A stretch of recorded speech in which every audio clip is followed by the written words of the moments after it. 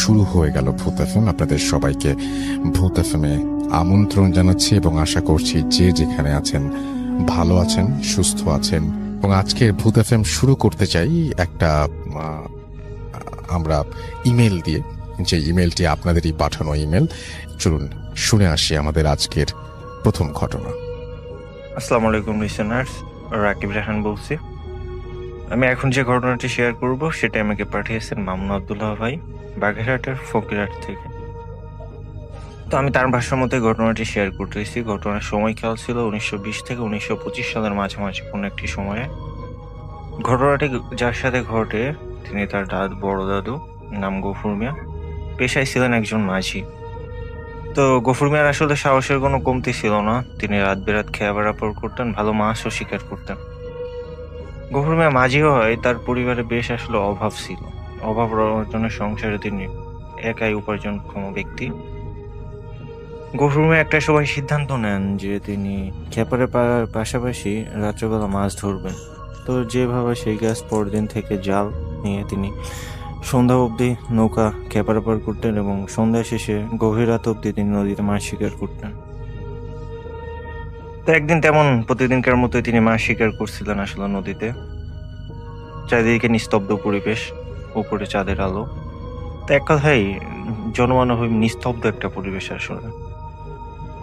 তিনি আসলে সেদিন ভাগ্য হয়তো সুপ্রসন্ন ছিল না, তিনি ভালো মাছ পাচ্ছিলেন না।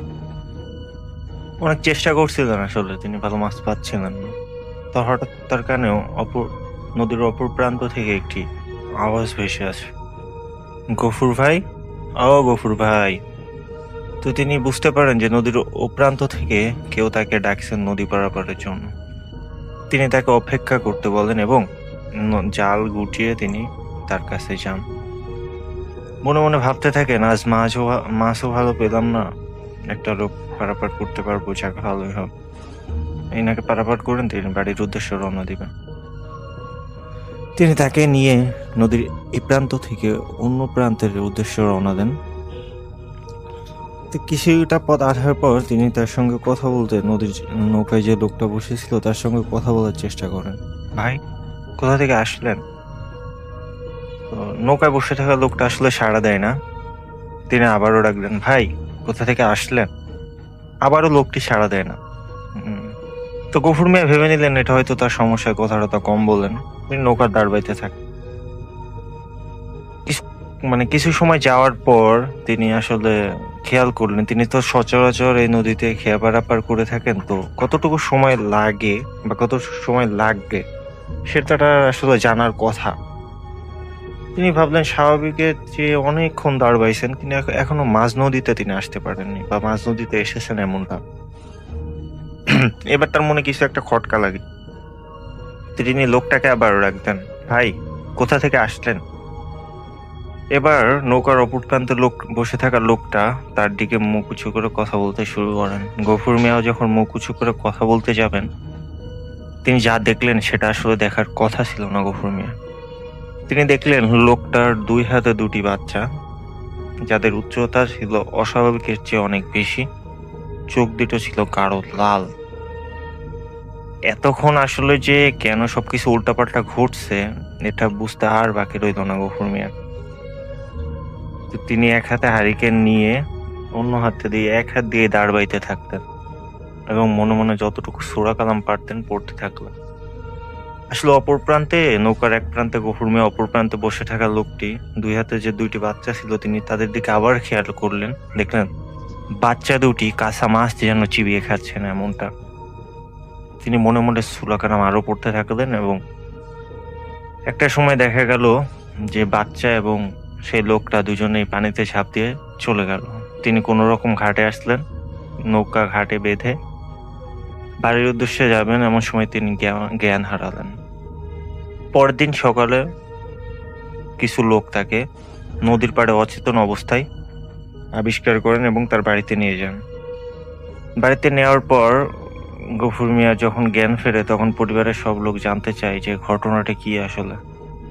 তো গফুর মিয়া আসলে সব ঘটনা খুলে বলেন তাদেরকে, কিন্তু সেই সময় আসলে গফুর মিয়ার শরীরে অনেক জ্বর ছিল, প্রচন্ড জ্বর, তার শরীর পুড়ে যাচ্ছে, জ্বর যেন কিছুতেই কমছে না। কিন্তু 2 দিন গেল, তো সবাই যখন বুঝলো এটা অস্বাভাবিক ঘটনা, তো গ্রামের কবিরাজ হুজুর যতটুকু পারলেন সাধ্যমতো তাদের শরণাপন্ন হলেন এবং একটা সময় গফুর মিয়া সুস্থ হয়ে গেল।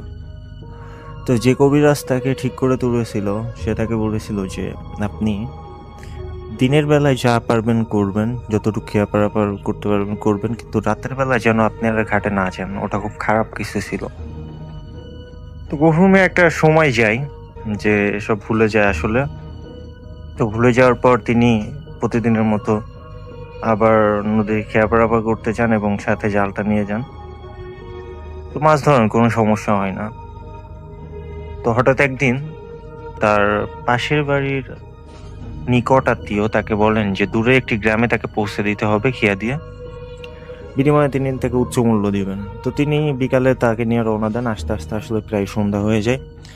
নদীর ওপারে যে বাজার ছিল সেখান থেকে তিনি কিছু সদাইপাতি বাজার করে বাড়ির উদ্দেশ্যে খালি নৌকা নিয়ে রওনা দেন।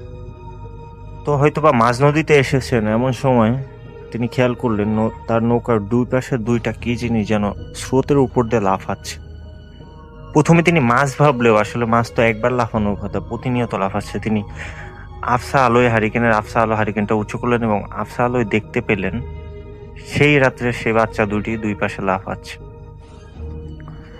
তো এটা দেখার পর আসলে তার শরীরে দম থাকার কথা না, এমন একটা অবস্থা। তিনি আবারও সূরা পড়তে থাকলেন এবং জোরে জোরে দাঁড় বাইতে থাকলেন।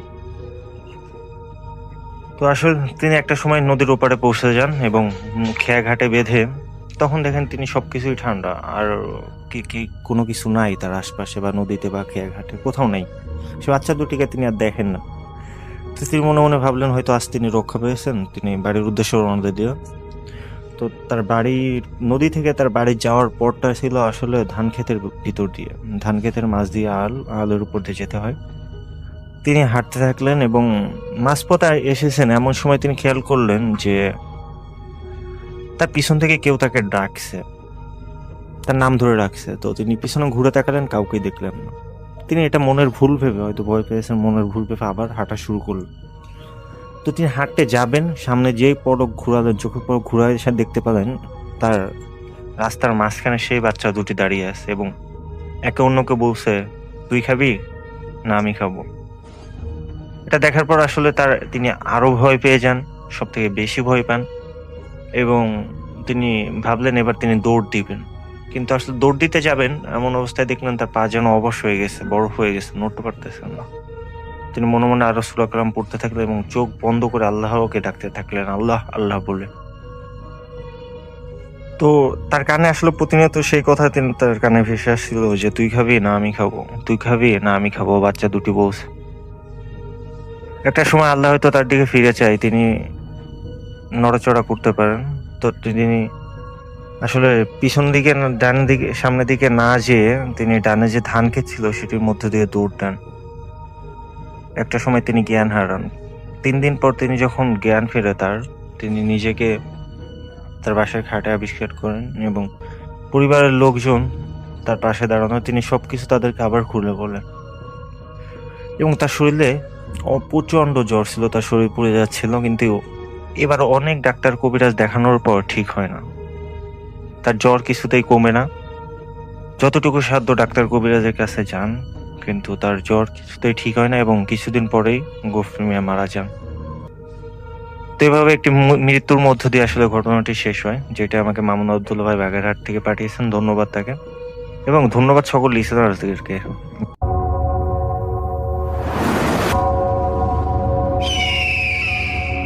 Welcome back. আপনাদের সবাইকে স্বাগত জানাই আমি রাসেল। আশা করছি আপনারা সবাই ভালো আছেন, ভালোর তলে আছেন। আমিও ভালো আছি আর ভালোর তলে আছি। চলে যাব আরও একটি ঘটনায়, যদি ভালো লাগে সাথে থাকবেন। সালাম আলাইকুম লিসেনার্স, আমি রনি মিরপুর থেকে আসছি, মিরপুর 1। জি আজকে যে ঘটনাটি বলবো সেটি আমাদের অফিসের এক ভাইয়ের কাছ থেকে শোনা। জি সো সে যেভাবে বলছে আমি ঘটনাটি সেভাবেই বলছি। তার এলাকায় একটা মসজিদে এক বয়স্ক হুজুর ছিল, মানে জি। হুজুর বলতে বয়স্ক ইমাম, মানে খুব পরহেজগার ছিল। এলাকার লোকজন তাকে খুব ভালোবাসতো। আর বিশেষ বলে রাখা ভালো যে ওই এলাকায় একটা প্রচলিত কথা ছিল যে ওই এলাকায় নাকি জিনেরা নামাজ পড়তো, এরকম একটা কথা প্রচলিত ছিল। একদিন এরকম এক জিনে হুজুরের সাথে এসে দেখা করে, মানে একাকি তাকে ভালো লাগে, এসে দেখা করে, সরাসরি পরিচয় দেয় যে আমি জিন, আপনাকে খুব ভালো লাগছে, আপনার পিছনে অনেকদিন নামাজ পড়ছি, আপনার সাথে বন্ধুত্ব করতে চাই। এরকম বলার পর দেখা যায় হুজুরের সাথে খুব একটা গুড রিলেশন হয়ে যায়, তার ওঠা বসা, খুব একটা ভালো সম্পর্ক। এমনকি হুজুরে তাকে তার নিজ বাড়িতে পর্যন্ত নিয়ে যায়। এরকম এভাবে খুব ভালোই চলছিল। খুব ভালো চলার পর ঘটনাটি শুরু হুজুরে যখন মারা গেল তখন। হুজুরে মারা যাওয়ার পর হলো আসল ঘটনাটি শুরু। হুজুরের 3 ছেলে 1 মেয়ে ছিল। মানে ঘটনাটি শুরু হয় হুজুরের মেয়ের সাথে, আসলে ছোট মেয়ের সাথে। ছোট মেয়েটা খুব মানে মোটামুটি চঞ্চল প্রকৃতির ছিল, কিন্তু খুব পরহেজগার ছিল, যেহেতু হুজুরের মেয়ে, বা নামাজ রোজা এইসব করতো এরকম। কিন্তু বিশেষ মানে কিছুদিন পরে তার মধ্যে বিশেষ কিছু পরিবর্তন লক্ষ্য করা দেখা যায়। যেমন সে মানুষের সাথে তেমন একটা কথা বলে না, বা একাকী থাকাটা পছন্দ করে, এরকম একটা দেখা যায়। কিন্তু বিষয়টি প্রথমে তার ফ্যামিলি অতটা গুরুত্ব দেয় না, যে স্বাভাবিক হয়তোবা। কিন্তু আসল ঘটনাটি যখন ঘটে, মানে হঠাৎ করে সে একদিন মানে তাকে খুঁজে পাওয়া যাচ্ছে না, এরকম একটা মানে চারিদিক খোঁজাখুঁজি, তার আত্মীয় স্বজন প্লাস মানে সব দিকে খোঁজা হয়, কিন্তু মানে তার কোনো হদিস পাওয়া যায় না। ফ্যামিলি অনেক কিন্তু অনেক খোঁজাখুঁজির পরও তাকে পাওয়া যায় না। 3 দিন পরে মানে হঠাৎ করে সে কোথা থেকে যেন মানে নিজেই বাড়িতে আসে। বাড়িতে আসার পর লোকজন মানে ভিড় জমায়, আশেপাশের লোকজন কান্নাকাটি করে, তাকে জিজ্ঞেস করে যে আসলে তুমি কোথায় গেছিলা, বা কি হয়েছিল তোমার সাথে, বিষয়টা কি। এরকম জিজ্ঞেস করার পর বা কোনো উত্তর নেই, মানে একাকী থাকা পছন্দ করে, মানে একাকী এরকম। তো তারা এক হুজুরের শরণাপন্ন হয়। হুজুরে এসে বলে রীতিমতো, যেরকম হুজুরে বলে যে তার সাথে জিনে আসর করছে, বা এই টাইপের একটা কিছু যা দেওয়ার আর কি প্রচলিত অনুসারে দিয়ে যায়। বাট তাতে তেমন কোনো কাজ হয় না।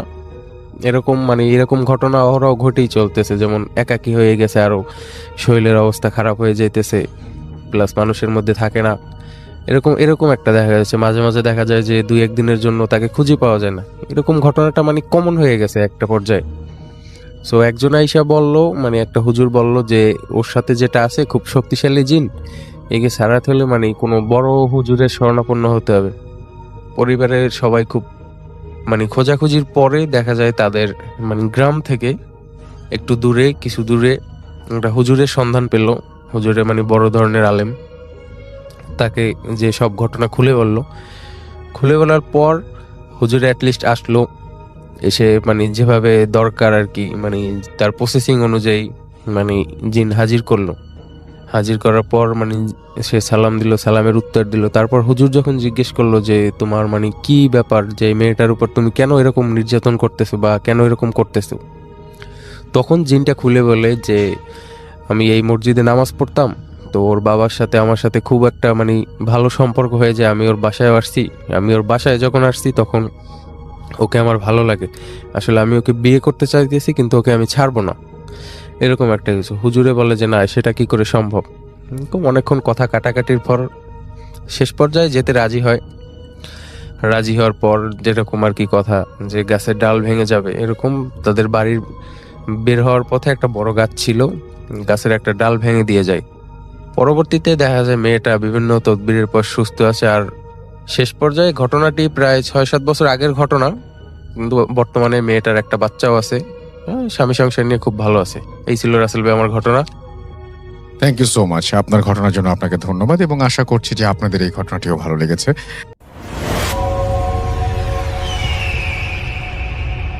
আরও একটা ঘটনায় চলে যাব আমরা, এবং এই ঘটনাটা একটা অডিও ক্লিপ। চলুন শুনে আসি অডিও ক্লিপটি। আশা করছি এই অডিও ক্লিপটিও আপনাদেরকে অনেক অনেক আনন্দ দেবে। চলুন শুনে আসি। এখন যে ঘটনাটি আপনাদের সাথে শেয়ার করব, এই ঘটনাটি আমাদেরকে যিনি পাঠিয়েছেন তার নাম শেখ সানি। ওনার বাড়ি গোপালগঞ্জ জেলার কাশিয়ানী উপজেলার করামারি গ্রামে। জীবিকার তাগিদে 2011 সালের 1 ডিসেম্বর নারায়ণগঞ্জের আদমজি ইপিজেটের ভেতর একটি গার্মেন্টসে কোয়ালিটি কন্ট্রোলার হিসেবে জয়েন করেছিলেন। সঙ্গত কারণে গার্মেন্টসটার নাম উল্লেখ করা যাচ্ছে না, কারণ প্রতিষ্ঠানটি এখনো চালু রয়েছে। তো বলে রাখা ভালো, উনি যেই গার্মেন্টসটাতে জয়েন করেছিলেন ওটা প্রায় 5 বছর বন্ধ থাকার পর নতুন করে চালু করা হয়। ওনার প্রতিদিনের কাজ বেশ ভালোভাবেই চলছিল। তবে মাঝে মাঝেই সকালবেলা ডিউটিতে আসলে কিছু অস্বাভাবিক জিনিস উনি সহ অনেকেই লক্ষ্য করতেন। এই ধরা যাক, ট্রলিতে সোয়েটার বা টি শার্টের পার্ট লোড দিয়ে রেখে গেলে সকালে সেখানে খালি পাওয়া যেত। আবার মাঝে মাঝে গার্মেন্টসের যে জেকার্ট মেশিন রয়েছে, এই জেকার্টের মেশিন সকালে আপনা আপনি অন পাওয়া যেত, অথচ এটা কিন্তু বন্ধ করা ছিল। তারপর গার্মেন্টসে কিন্তু লিঙ্কিং মেশিন নামে মেশিন রয়েছে, এই লিঙ্কিং মেশিনে পার্ট ধরানো থাকতো। এখন পার্ট ধরানো বলতে যারা এখানে কাজ করেন তারা বুঝতে পারবেন। এরকম ছোট ছোট অস্বাভাবিক বিষয় লক্ষ্য করা যেত। তো প্রতিদিনের মতো 15ই ডিসেম্বর দিনের কাজ শেষ করে অফিস থেকে বের হওয়ার আগে অফিস কর্মকর্তা কয়েকজন ভাইয়ের সাথে বিভিন্ন বিষয় নিয়ে আলোচনা করা হচ্ছিল। তার কথার মাঝে এক ভাই বলে উঠল যে, সানি ভাই, আপনাকে যদি একটা মোবাইল দেওয়া হয়, আপনি কি একটা রাত অফিসের মাঝে একা একা হাঁটতে পারবেন বা কাটাতে পারবেন? মানে একটা মজা করেই বলল, কারণ ওনার মোবাইলের প্রতি একটা ঝোঁক বেশি ছিল, আর মোবাইলে মুভি দেখা যেত, আবার মোবাইলে গান শোনা যেত, আর মোবাইলের প্রতি ওনার আগ্রহ বেশি থাকার কারণে এই বিষয়টা তাকে ওনারা মজা করেই বলেন। তখন আরেকজন বলল, আচ্ছা ঠিক আছে, আপনাকে মোবাইল না 2000 টাকা দেওয়া হবে, থাকতে পারবেন?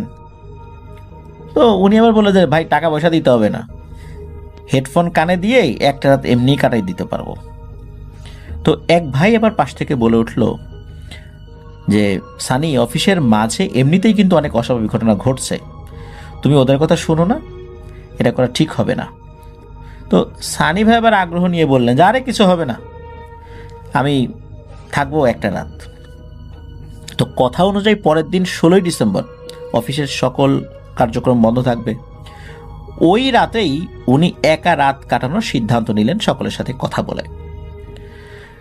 তো উনি এই বিষয়টা নিয়ে বেশ আগ্রহী ছিলেন, আর তাছাড়া ওনার চিরপরিচিত কর্মস্থল, দীর্ঘদিন ধরে আসার পর থেকে এখানে কাজ করছেন, তো এখানে আর ভয়ের কি আছে, তাই না? তো উনি এরকমই চিন্তা করেছেন। তো ওই দিন কি হয়, ওই দিন আনুমানিক সন্ধ্যা 7টার দিকে উনি এবং ওনার 2 অফিস সহকারী অফিসের গেটে আসছেন। এসে দেখেন যে ওনাদের অফিসের গেটে 2 জন সিকিউরিটি গার্ডের ডিউটি পড়েছে, যারা ওনাদের পূর্ব পরিচিত। একজনের নাম বশির আর একজনের নাম নিশাত। এর মধ্যে বশির, যিনি, তার বয়স বেশি, এই জন্য তাকে বশির চাচা বলে সম্বোধন করতেন, আর নিশাতকে নিশাত ভাই বলে সম্বোধন করতেন। তো 15 তারিখে অফিস থেকে বের হওয়ার পর উনি আবার 16 তারিখে রাত্রে থাকবেন এখানে, এই বিষয়টা সম্পর্কে তাদের সাথে একটু হালকা আলোচনা করেছিলেন। তো ওনারা তাকে নিষেধ করলেন যে, না ভাই, এই কাজটা করা ঠিক হবে না, তোমার যাওয়াটা ঠিক হবে না এখানে। ওনারা বললেন যে, যদি তোমার কোনো ক্ষয়ক্ষতি হয়, এটা দায়ভার কে নেবে?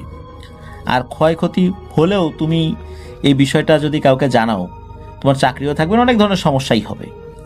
কি দরকার অহেতুক এসব ঝামেলা বাড়ানোর? আর অফিসের সিনিয়র কেউ যদি জানে তাহলে তো আমাদেরও চাকরি যাবে।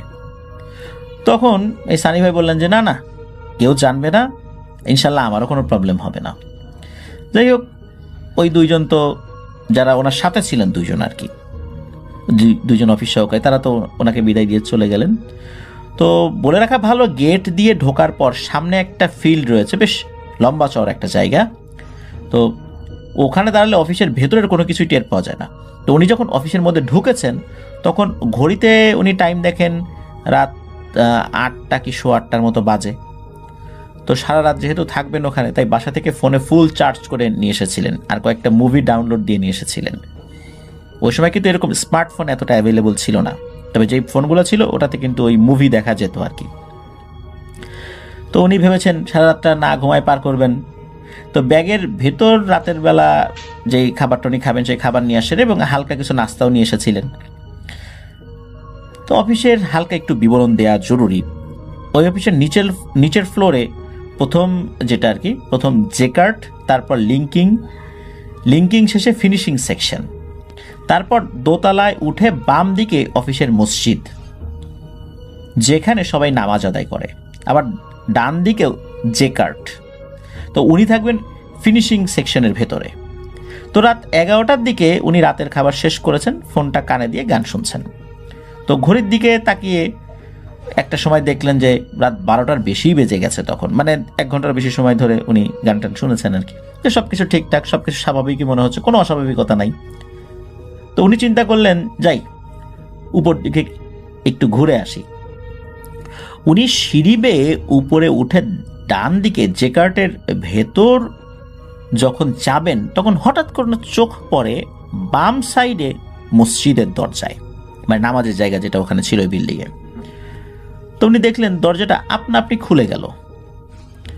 তখন ওনার শরীরে একটা হালকা ঝাঁকুনি অনুভব করলেন। উনি ভাবলেন মসজিদের দরজা তো এমনিতেও লক করা থাকে না, হয়তো বাতাসে খুলে গেছে। তো যাই হোক, উনি ওইদিকে দৃষ্টিপাত না করে জেকার্টের ভেতরে প্রবেশ করলেন।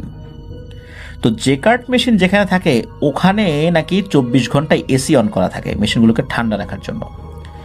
তো ওখানে ঢুকে কিছুক্ষণ এদিক সেদিক হাঁটাহাঁটি করলেন, তারপর অনুভব করলেন যে এখানে বেশ ঠান্ডা লাগছে ওনার। আর এমনিতে ডিসেম্বর মাস, ঠান্ডা তো ছিলই। তো উনি ভাবলেন যাক এবার বের হয়ে ফিনিশিং ফ্লোরে শুয়ে একটা মুভি দেখে আসি। তো উনি যখন সিঁড়ির কাছে আসলেন তখন উনি অনুভব করলেন ওনার কানে মসজিদের দিক থেকে ফিস ফিস করে কিছু একটা পড়ার আওয়াজ ভেসে আসছে। তো উনি সাথে সাথে মসজিদের দরজা এবং জানালা দিয়ে ভেতরে তাকিয়েছেন, কারণ তো ওইখানে তো উনি কাছেই ছিলেন আর কি, একদম কাছেই। উনি ওদিকে তাকিয়ে যেটা দেখেন সেটা দেখার জন্য উনি মোটেও প্রস্তুত ছিলেন না। হালকা ডিম লাইটের আলোতে উনি দেখতে পান যে কাতারে আনুমানিক 25 থেকে 30 জন দাঁড়িয়ে আছে, আর সামনে একজন দাঁড়িয়ে নামাজ পড়াচ্ছেন, মানে একজন ইমাম রয়েছেন যিনি সবার থেকে লম্বা। বাকি যারা আছেন সবাই আবার এক সাইজের আর কি, মানে একই উচ্চতার, সবার একই ড্রেস, মাথায় পাগড়ি, মুখে দাড়ি, পেছন থেকে দেখছিলেন তো ওরকমটা মনে হচ্ছিল আর কি, আর পাঞ্জাবি জুব্বা পরা। তবে ওরা স্বাভাবিক মানুষের থেকে বেশ লম্বা। তবে ইমাম যিনি দাঁড়িয়েছেন তিনি আবার এদের সবার থেকে লম্বা। উনি যেন মনোমুগ্ধ হয়ে দেখছেন। ওরা যখন সালাম ফিরালো তখন ওনার ঘোরটা কাটে। উনি ঘড়ির দিকে তাকিয়ে দেখেন বরাবর 1টা বাজে রাত। উনি অবাক হয়ে গেলেন, উনি এইভাবে টানা 40 মিনিট দাঁড়িয়ে আছেন তাদের দিকে। কিভাবে এই 40 মিনিট কেটে গেল উনি নিজেও বুঝতে পারলেন না। উনি কি করলেন, ওখান থেকে খুব সতর্কতার সাথে নিচে নামার জন্য একটা সিঁড়িতে পা ফেলেছেন। তখনই ওনার জুতার একটা টাস করে শব্দ হয়, আর তখনই ওই মসজিদের ভেতরে থাকা অবয়বগুলো একসাথে ওই দিকটাতে ঘুরে তাকায়। আর যখনই ঘুরে তাকায় তখন এই সানি ভাইয়ের মেরুদণ্ড দিয়ে একটা ঠান্ডা স্রোত নেমে গেল। সেই স্রোতটা ছিল ভয়ের স্রোত। কেন? কারণটা হচ্ছে উনি দেখেন ওরা যখন ঘুরে তাকিয়েছে ওদের পা, মুখ এবং হাতের অংশে যেখানে কাপড় দ্বারা আবৃত করা না, ওখানে কিছুই বোঝা যায় না, শুধু একটা উজ্জ্বল আলোর মতো দেখা যায়, মানে একটা আলোর উপরে কাপড় পরানো হয়েছে, জুব্বা, পাগড়ি, এরকম কিছু। ওই আলোটা একটা মনুষ্য অবয়বের মতো, কিন্তু সেটা একটা আলো। তো উনি কোনোভাবে নিজেকে সামলে নিয়ে এই জেকার্টের ভেতর দিয়ে বের হওয়ার জন্য চেষ্টা করলেন। উনি ভাবলেন জেকার্টের ভেতর দিয়ে লিঙ্কিং পার হয়ে ফিনিশিংয়ে গিয়ে বসবেন।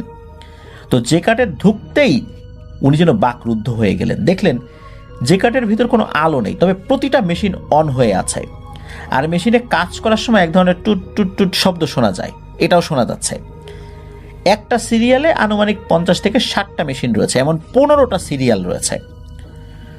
আর জেকার্ট মেশিন কন্ট্রোল করার জন্য একটা ইলেকট্রিক ডিসপ্লে থাকে। কোনোটার ডিসপ্লে 5 ইঞ্চি, কোনোটা 6 ইঞ্চি, আবার কোনোটার আরও বড় হয়ে থাকে। ওই ডিসপ্লে থেকে একটা সবুজ আলো আসে। ওই হালকা আলোতে উনি যেটা দেখেন সেটা আরও ভয়াবহ। উনি দেখলেন 5 থেকে 6টা মেশিন পরপর একটা মানুষের মতো অবয়ব দাঁড়িয়ে আছে এবং একে অপরের সাথে কি যেন বলা বলি করছে। এটা দেখার পর উনি যা দোয়া দুরুদ জানতেন সেটা পড়তে শুরু করেন। ওনার কণ্ঠটা যেন আস্তে আস্তে থেমে যাচ্ছে, কণ্ঠ দিয়ে আর কিছু বের হচ্ছে না, কাঠ হয়ে আসছে। যে কাঠের সবাই যেখান দিয়ে হাঁটাচলা করে উনি চোখ বন্ধ করে আল্লাহু আকবার বলে ওই দিক দিয়ে দৌড় দিয়েছেন লিঙ্কিংয়ের দিকে। তো লিঙ্কিংয়ে ঢুকতেই শুনলেন একসাথে শত শত মানুষ ফিস ফিস করে কথা বলে, যেমনটা শব্দ ঠিক ওরকম শব্দ। সামনে তাকাতেই নিজের শরীরের শক্তিটা যেন চলে গেল ওনার। উনি দেখলেন প্রতিটা লিঙ্কিং মেশিনে ছেলে মেয়ে উভয় মানুষের অবয়ব স্পষ্ট বোঝা যাচ্ছে। ওনার বুঝতে বাকি রইল না উনি কত বড় বিপদে পড়েছেন। ভাবলেন যেভাবেই হোক ওই ফিনিশিংয়ের দরজার কাছে গিয়ে পেছনের গেটের সিকিউরিটিদেরকে উনি ডাক দেবেন। যেই না সামনের দিকে দৌড় দিয়েছেন, পাশেই একটা লোহার ট্রলিতে সজোরে ওনার পায়ের বৃদ্ধাঙ্গুলে আঘাত লাগে। উনি লক্ষ্য করলেন আঘাতের শব্দে সবাই একসাথে উঠে দাঁড়ালো। আরও লক্ষ্য করলেন উনি জোরে দৌড়ে যাচ্ছেন, আর ওনার পা ঠিক যেই জায়গায় পড়ছে ওখানে 4 থেকে 5 জন করে অবয়ব হুমড়ি খেয়ে পড়ছে ওই ফ্লোরের উপরে। মনে হচ্ছে ওখানে কোনো একটা খাবার আছে, সেটা খাবে, কিন্তু তার উপর আক্রমণ করছে না। যাই হোক, কোনোভাবে ফিনিশিংয়ে কাছে উনি চলে আসেন, যেখানে ওনার ব্যাগ আছে ওখানেও চলে আসেন, আর পায়ের নিচে পিচ্ছিল কোনো কিছুতে উনি পড়েও যান। পায়ের দিকে তাকাতেই উনি দেখেন ওনার পায়ের যে বৃদ্ধা আঙ্গুলটা ওটা খুব বাজেভাবে কেটে গেছে এবং ওই দিক দিয়ে খুব বেশি করে রক্ত বের হচ্ছে, পা সম্পূর্ণ রক্তে ভিজে আছে। উনি বুঝতে পারলেন যখন ট্রলিতে আঘাত লেগেছিল তার কারণে এটা হয়েছে, কেননা জুতা বলতে একটা স্যান্ডেলের মতো ছিল আর কি। জুতা পরলে তো আসলে সামনের এই বৃদ্ধাঙ্গুলিতে আঘাত লাগার কথা না, এটা স্যান্ডেল পরা ছিল। মূলত এই কারণেই ওই আঙ্গুলে আঘাত লাগার কারণে আঘাতটা গুরুতর হয়েছিল। আর উনি যখন যে দিক দিয়ে দৌড়ে এসেছেন ওদিকে তো রক্ত পড়েছে, আর ওইখানেই মূলত ওই মানে হুমড়ি খেয়ে পড়েছে। উনি এটাও দেখেন যে 5-6 জন আর একটা দল সামনের দিকে এগিয়ে এসে এই রক্তের যে ছাপটা যেখানে আছে সেটা জিহবা দিয়ে চেটে চেটে একটা একটা করে শেষ করে আরো সামনের দিকে আসছে, মানে তার দিকে আসছে। আর এদের চেহারাটা তখন উনি দেখেন খুব বিদঘুটে এবং ভয়ঙ্কর, তবে চেহারার বিবরণ উনি আসলে ওইভাবে দিতে পারেন নাই, খুব বিদঘুটে ভয়ঙ্কর ওনার কাছে মনে হয়েছে। এরপর উনি সেন্সলেস হয়ে যান। ওখানেই ওনার জ্ঞান আসলে চলে যায়। ওনার যখন জ্ঞান ফেরে তখন উনি দেখেন যে এই ইপিজেড সরকারি হসপিটালে উনি আছেন, ওনার পরিবারের সবাই সেখানে দাঁড়িয়ে আছে। উনি জানতে পারেন যে 3 দিন পর নাকি তার জ্ঞান ফিরেছে। এই সিকিউরিটি যে বশির চাচা, তো উনি বলেন যে মারাত্মকভাবে পা জখম অবস্থায় ফিনিশিং ফ্লোরে তাকে পড়ে থাকতে দেখেছেন। এরপরে হসপিটালে তাকে নিয়ে আসা হয়। টানা 2 সপ্তাহ জ্বর ছিল। এরপর একজন হুজুরের কাছ থেকে উনি পানি পরা নেন, ঝাড়ফুঁক করান। আল্লাহর রহমতে উনি সুস্থ হয়ে গিয়েছিলেন, তবে ওখানে উনি আর চাকরিটা করেন নাই। তো এটাই ছিল ঘটনা।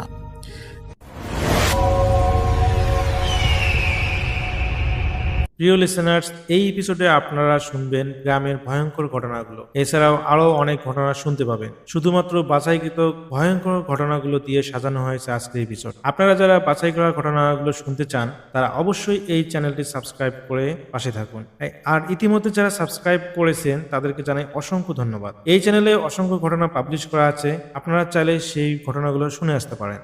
আমরা প্রতিদিন রাত 10টায় এই চ্যানেলে নতুন নতুন ঘটনা পাবলিশ করি। তো চলুন আজকের ভিডিওতে যে ঘটনাগুলো শেয়ার করেছি প্রথম থেকে শেষ পর্যন্ত শুনে আসি।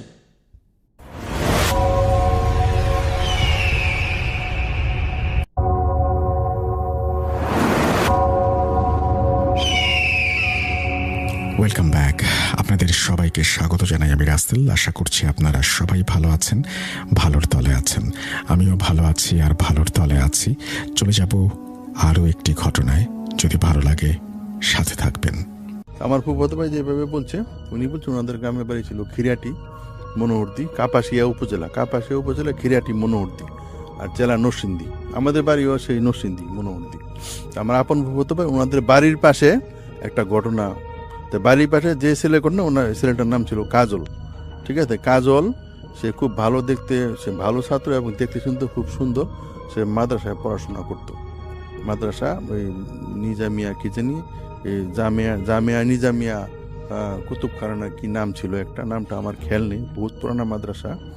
ওইখান থেকে অনেকে আলেম হয়েছে, অনেকে হুজুর হয়েছে, মুফাসসির কোরআন হয়ে বেরিয়েছে। যাই হোক, কাজল ছেলেটা সে মাদ্রাসায় হেফজখানায় পড়তো। বাড়ির পাশেই ছিল মাদ্রাসা। মাঝে মধ্যে শুক্রবার শনিবার শুক্রবারে ছুটি হইলে মাঝে মধ্যে শুক্রবার দিনটা কাটায় আবার রাত্রে আইসা পড়তো। মাদ্রাসা বোর্ডিংয়েই থাকতো আর কি। তা আমরা সবাই জানি যে ভালো ভালো মাদ্রাসা এগুলি মক্তবে কিন্তু জিনরা কিন্তু পড়ে, জিন আছে, পড়ি আছে, অনেক কিছু আছে। ওইখানে ছেলে মেয়ে একসাথে আলাদা ব্যবস্থা ছিল। মেয়েরা আলাদা একটু পর্দা করে মেয়েরা পড়তো এবং ছেলেরা এক পাশে পড়তো, মাঝখানে পর্দা ছিল আর কি। কোরআনে হাফেজ পড়তো, মক্তব পড়তো। ওই ছেলের নাম ছিল কাজলও পড়তো। কাজল দেখতে কিন্তু খুব সুন্দর, আর তার কোরআনের কণ্ঠও কিন্তু খুব সুন্দর। তো কাজল বললো তার নিজের কথা, আমার ফুফাতো ভাইরে বলছে, আমার ফুফাতো ভাই আমারে বলছে। কাজল বলছে আমার ফুফাতো ভাইকে, ফুফাতো ভাই আমারে বলছে। সেই হিসেবে ঘটনাটা শেয়ার করছে। তো কাজল বললো আমার ফুফাতো ভাইকে যে আমি এরকম প্রায় সময় খেয়াল করতাম, যখন মাদ্রাসা থেকে আমার ছুটি হইতো, মাঝে মধ্যে শুক্রবার আমি মাগরিবের নামাজের পরে বাসায় একটু যাইতাম, যে আমার সাথে 2-3টা মেয়ে। তা আমি এগুলি দেখছি আমার সাথে একসাথেই পড়ে। তারা আমার সাথে 2টা মেয়ে, আমার ডাইনে বামে 2টা মেয়ে আমার সাথে আলাপ করতে করতে করতে করতে বাসায় আসতো। তা আমি প্রথম এগুলি কিছু ভাবি নাই, মনে করছি একসাথে পড়াশোনা করছি, আমার বেসমেট অথবা ছেলে মেয়ে একসাথে মাদ্রাসায় পড়াশোনা করি, এটা আমার বান্ধবী হইতেই পারে, আমার বেসমেট, এটা নিয়ে এত চিন্তা করার কি আছে। তো ঘটনা ঘটলো যখনই আমার কাছে কিছু একটা অস্বাভাবিক, একটা প্যারানর্মাল ঘটনা আমার সাথে ঘটতে। একদিন আমি বাসায় আসলাম, আমার একটু ওই মাদ্রাসা পরীক্ষা পাওয়ার পরে আমার সপ্তাহখানিক ছুটি ছিল। বলা ভালো যে বাসার পাশেই মাদ্রাসাটা ছিল, খিরাটিয়া, যেটা আমি আগেই বলছি। তাই আমি কোরআন পড়তেছি, দেখি যে আমার পাশে আরেকজন কোরআন শুনে। মাঝে মধ্যে কোরআন এরকম ভুল হইলে যে এই আয়াতটা এতটুকু থেকে এতটুকু আয়াত, এই তেলাওয়াতে এটা ভুল আছে, এটা আবার নতুন করে পড়ো। আমি কই কি রে, এতদিন তো আমি কোরআন শরীফ পড়তাম, আমার এতে কেউ এই সমস্ত কথা তো কেউ বলতো না, পাশে কেউ ছিল বলে মনে হয় না, কিন্তু এই আয়াতে অমুকটা ভুল আমার ভুল ধরাইয়া দেয়। হ্যাঁ, আবার তোমার কণ্ঠ খুব সুন্দর, হ্যাঁ তুমি একবার সূরা ইয়াসিন পড়লে তুমি এটা আবার পাঠ করো।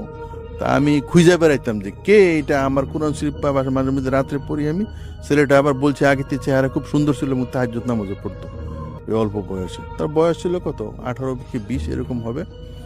তে এরকম 2-3 দিন হয়েছে, তৃতীয় দিন দেখা যায় তার পাশে একটা মেয়ে সুন্দর এরকম ঘুমটা পরা বসা, তার কোরআন শরীফ শুনতেছে, তেলাওয়াতে বলিলে আবার বলিয়া দেয় যে এরম। পরে ছেলেটা বললো যে রাত্রে তখন তাহাজ্জুদ নামাজ পড়ছে, তো ছেলেটার অভ্যাসটা খুব ভালো ছিল, তাহাজ্জুদ নামাজ পড়ে আর ঘুমাইতো না, ফজরের আযান না হওয়া পর্যন্ত অল্প স্বরে মৃদু স্বরে। আগের দিনে তো বিদ্যুৎ ছিল না, হয়তো বা হারিকেন জ্বালায় এরকম করতো আর কি। আমরা হারিকেন বলি, অনেকে কুপিবাতি বলে, আমাদের দেশে আমরা হারিকেন বলি। কাছের চিমটা আছে, ওটার ভিতরে আগুন বইরা হারিকেন বলি, আমরা তেল দিত নিচে, হারিকেনের আলুতে এরকম পড়তো। তাই বললো যে আপনি কে? কয় আমি কে, আমি তোমার শুভাকাঙ্ক্ষী, আমি তোমার চিনি, তুমি তো আমার চিনো মনে হয়। হ, আমি মাদ্রাসায় আসতে থাকতে আপনার আমি দেখছি, আমার সাথে সাথে বাসায় আসতেন, আপনি কি অমুক কিনা? কয় হ্যাঁ অমুকই, নামটাম বলে না। কয় এখানে আসার উদ্দেশ্য কি? আপনি যদি এরকম করেন প্রতিনিয়ত আমার আম্মা দেখবা, আমি দেখলেও তো এগুলি ভয় পাই। এতদিন তো আমি একই বাসায় আমি তাহাজ্জুদ নামাজ পড়ার ফজরের আযান না করলে তো আমি এগুলি পড়ছি, এখন এইগুলি আমার কাছে ভালো লাগে না। পরে বলবো যে আপনি আর আইসেন না। কয় না আমি আসবো, তোমার কোনো ক্ষতি করবো না। পরে কাজল তুই একটু ভয় পায় পরে ওনাদের মুহাদ্দিস হাদিস হুজুর ছিল, ওনার যে মুরব্বী যে তালিম দেয় হুজুরের সাথে ঘটনা বললো। কয় এটা হয়তো বা কোনো তোমার পছন্দ করে কোনো পরিটরি হইতে পারে, জিন, তবে ভালো জিন, তোমার কোনো ক্ষতি করবো না। তা তুমি পরের রাত্রে এরকম ঘটলে আমার বইল। তো কাজলে আবার সেই পরের দিন বললাম যে বন্ধে ছুটিতে বাসায় আসছে, পরের দিনও তাহাজ্জুদ নামাজ পড়ার পরে এরকম দেখে যে বসে যেখানে কোরআন শরীফ পড়তেছে, প্রথমে তো একজন দেখছে, আজকে দেখে যে দুইজন এরকম মেয়ে একটু দূরে বসে কিন্তু কোনো ছায়া নাই, তারা কোরআন শরীফ পড়তেছে, তারা আবার তার সাথে সাথে কোরআন শরীফ কিন্তু মানুষ দেখা যায় না, গলার কণ্ঠ খারাপ না ভালো। পরে যে আপনার এরকম দূরে থাকেন, একদিন সামনে আসেন একদিন আসেন না, এগুলি করলে তো আমরা ভয় পাই, আমি এখানে কোরআন শরীফ পড়ি, এগুলি করা তো ঠিক না। পরে হুজুরকে তার আব্বা আম্মারে বলে নাই, পরে যে তার আম্মা একদিন টের পাইছে, বুঝছে তুই রাত্রেবেলা কোরআন শরীফ পড়ো, ভালো কথা, মাঝে মধ্যে কোরআন শরীফ এরকম বন্ধ করে তুই কার সাথে কথা বলিস? মা তোমার বলতে চাই না আমি, কিন্তু ঘটনা তো এই ঘটনা। এরকম প্রথম দিনে একটা মেয়ে আসছে, আমার কোরআন শরীফ পড়া বলিলে ভুল ধরাইয়া দেয়, অমুক আয়াত এটা অমুক থেকে এত আয়াত পর্যন্ত এটা ভুল হয়েছে, ভালো কথা। এরপরের দিন আমি 2জন মেয়েরে দেখছি, ঠিক আছে, অনেক সময় আমার পাশে কোরআন শরীফ শুনে বসে আবার কতক্ষণ করে তাকায় দেখি বেমালুম কেউ নাই। কয় তাহলে চিন্তা করি তুই আমি তোর মা লাগি, তুই আমার এগুলি কইবি না? মা তোমার কইতে চাই নাই, কোন সময় কি ভয় পাওয়া, আবার কি মাদ্রাসা যাওয়া বন্ধ করে দাও? কয় না এগুলি তো একটা সিরিয়াস ব্যাপার, তো এগুলি তো হুজুর কইতেই হবে। তারা কি করলো, ওই হুজুরে কইল যে হুজুর এরকম ঘটনা, আমার ছেলে তো জানেন তো, ছেলে চুপচাপ নিরিবিলি মাদ্রাসা যায়, এই মাদ্রাসা 100 ছাত্রের মধ্যে আমার ছেলেটাকে তুলনা করা যাবে না, সে খুব আমি জানি আপনার ছেলে ক্লাসও ভালো এবং রোল নাম্বার 1 হয়েছে এবং তাফসিরে 100-র মধ্যে 90 পায়, সে ভালো, তার গলার কণ্ঠও খুব ভালো। এই কারণে হয়তো বা 2টা মেয়ে মনে হয় সম্ভবত করি, তারা তারে দূরের থেকে তারে ফলো করে এবং 2টার থেকে একটা তারে পছন্দ করে অলরেডি। তো এটা বৈঠক বসাইতে হবে, এইটা করলো। যেহেতু সময় কম আমি এত সংক্ষিপ্ত বলে দিচ্ছি। তো হুজুরে বললো যে ডাকালে যে তোমরা মধ্যে তোমরা কি দুজন তারা পছন্দ করবে? হ্যাঁ। 2জন পছন্দ করলে তো হইব না, কে বেশি পছন্দ করে? একটা পরি বললো যে আমি পছন্দ করি। এখন ঘটনাচক্রে কাজলের আম্মা, আগের দিনে তো গ্রাম দেশের নিয়ম ছিল যে ছেলে মেয়েদেরকে 22 বা 23-এর ভিতরে বিয়া শাদী করাই দিত।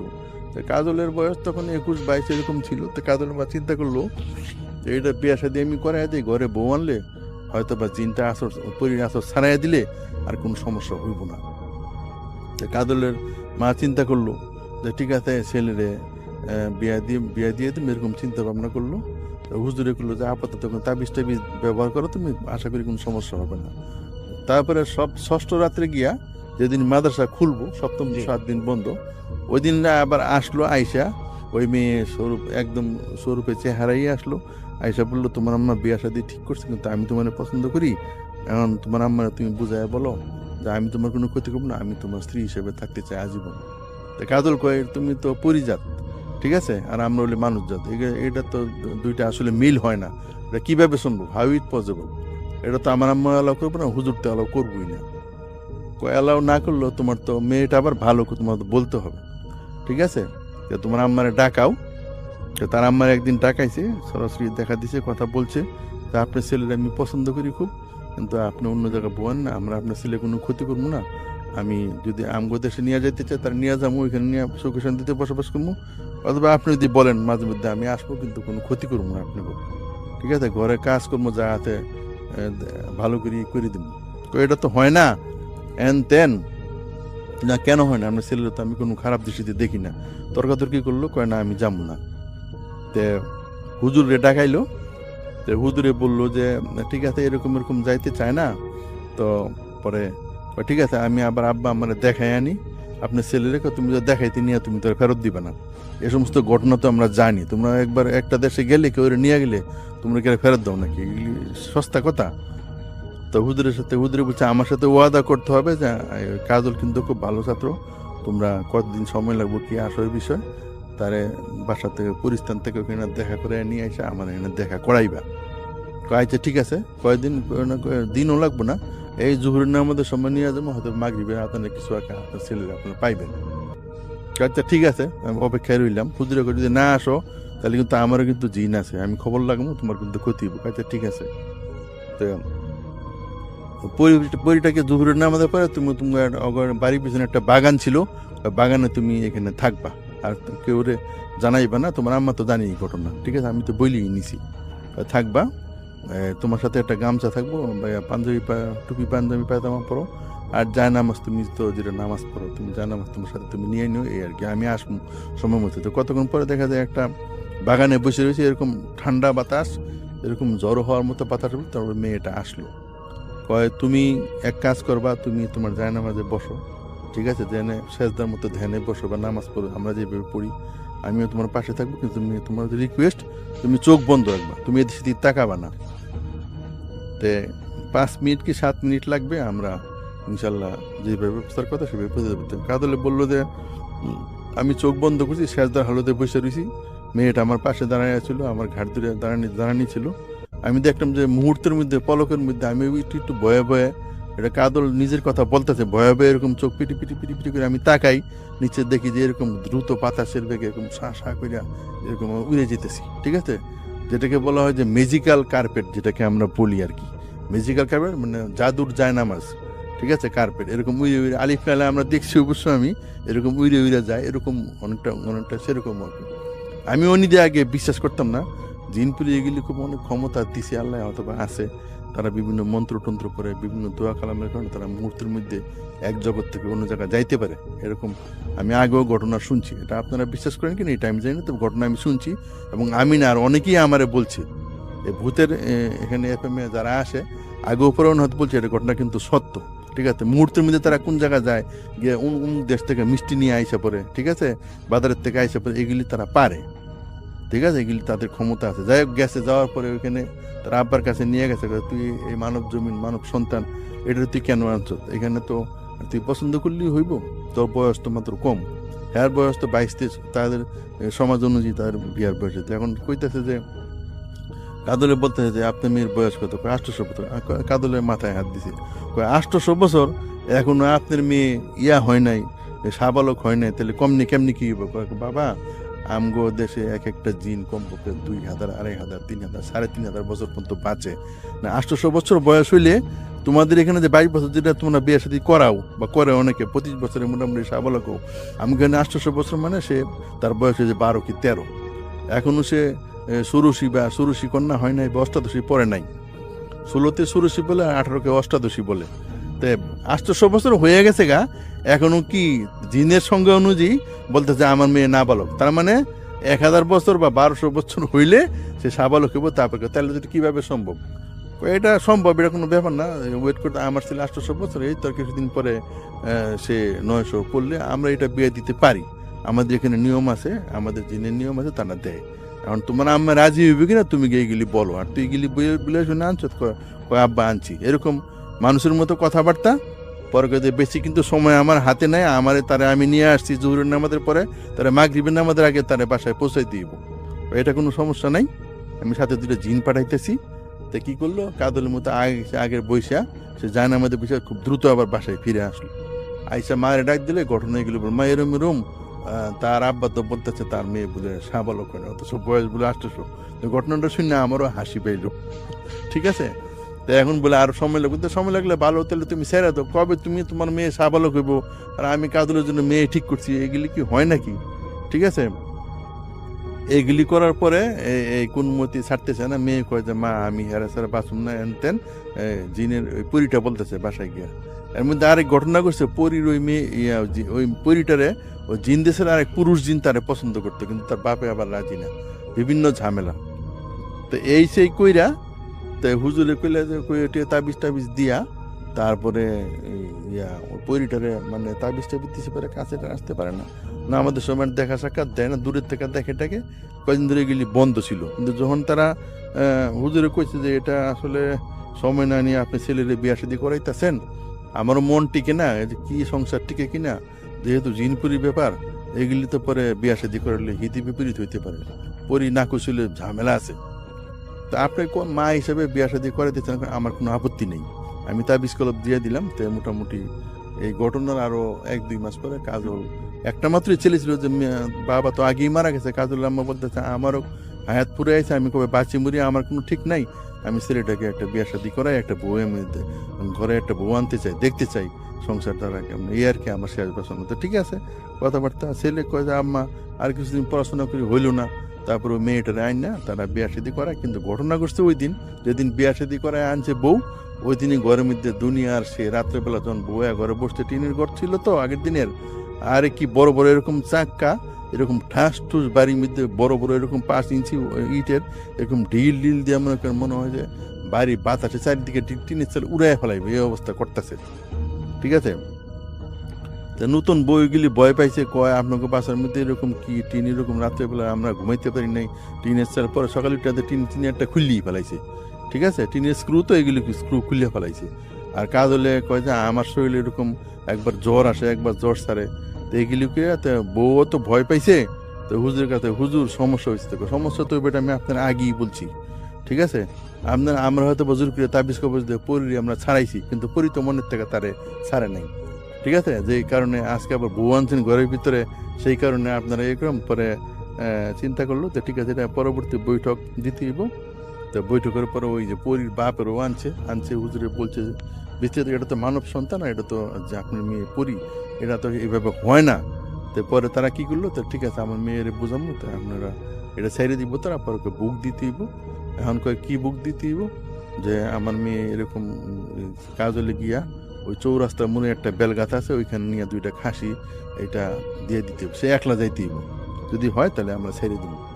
তখন তারা মোটামুটি পয়সা ওলা ছিল, এখন বউ বিয়া করে ফেলাইছে, বাঁচাই ছেলে তো বাঁচাইতে হইব, তারা এই হুজুরের কথা মতো খাসি দেয়, দেওয়ার পরে মোটামুটি এরপরে এটা বন্ধ হয়েছে। মোটামুটি এখনো তারা ঘর করতেছে, কাজল তার বউ নিয়ে আছে, কোনো সমস্যা নেই, তারা মোটামুটি স্বাভাবিক হয়েছে, আর কোনো সমস্যা নেই। এই ছিল আমার।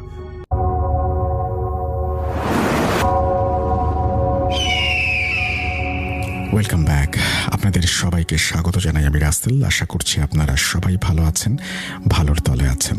আমিও ভালো আছি আর ভালোর তলে আছি। চলে যাব আরও একটি ঘটনায়। যদি ভালো লাগে সাথে থাকবেন।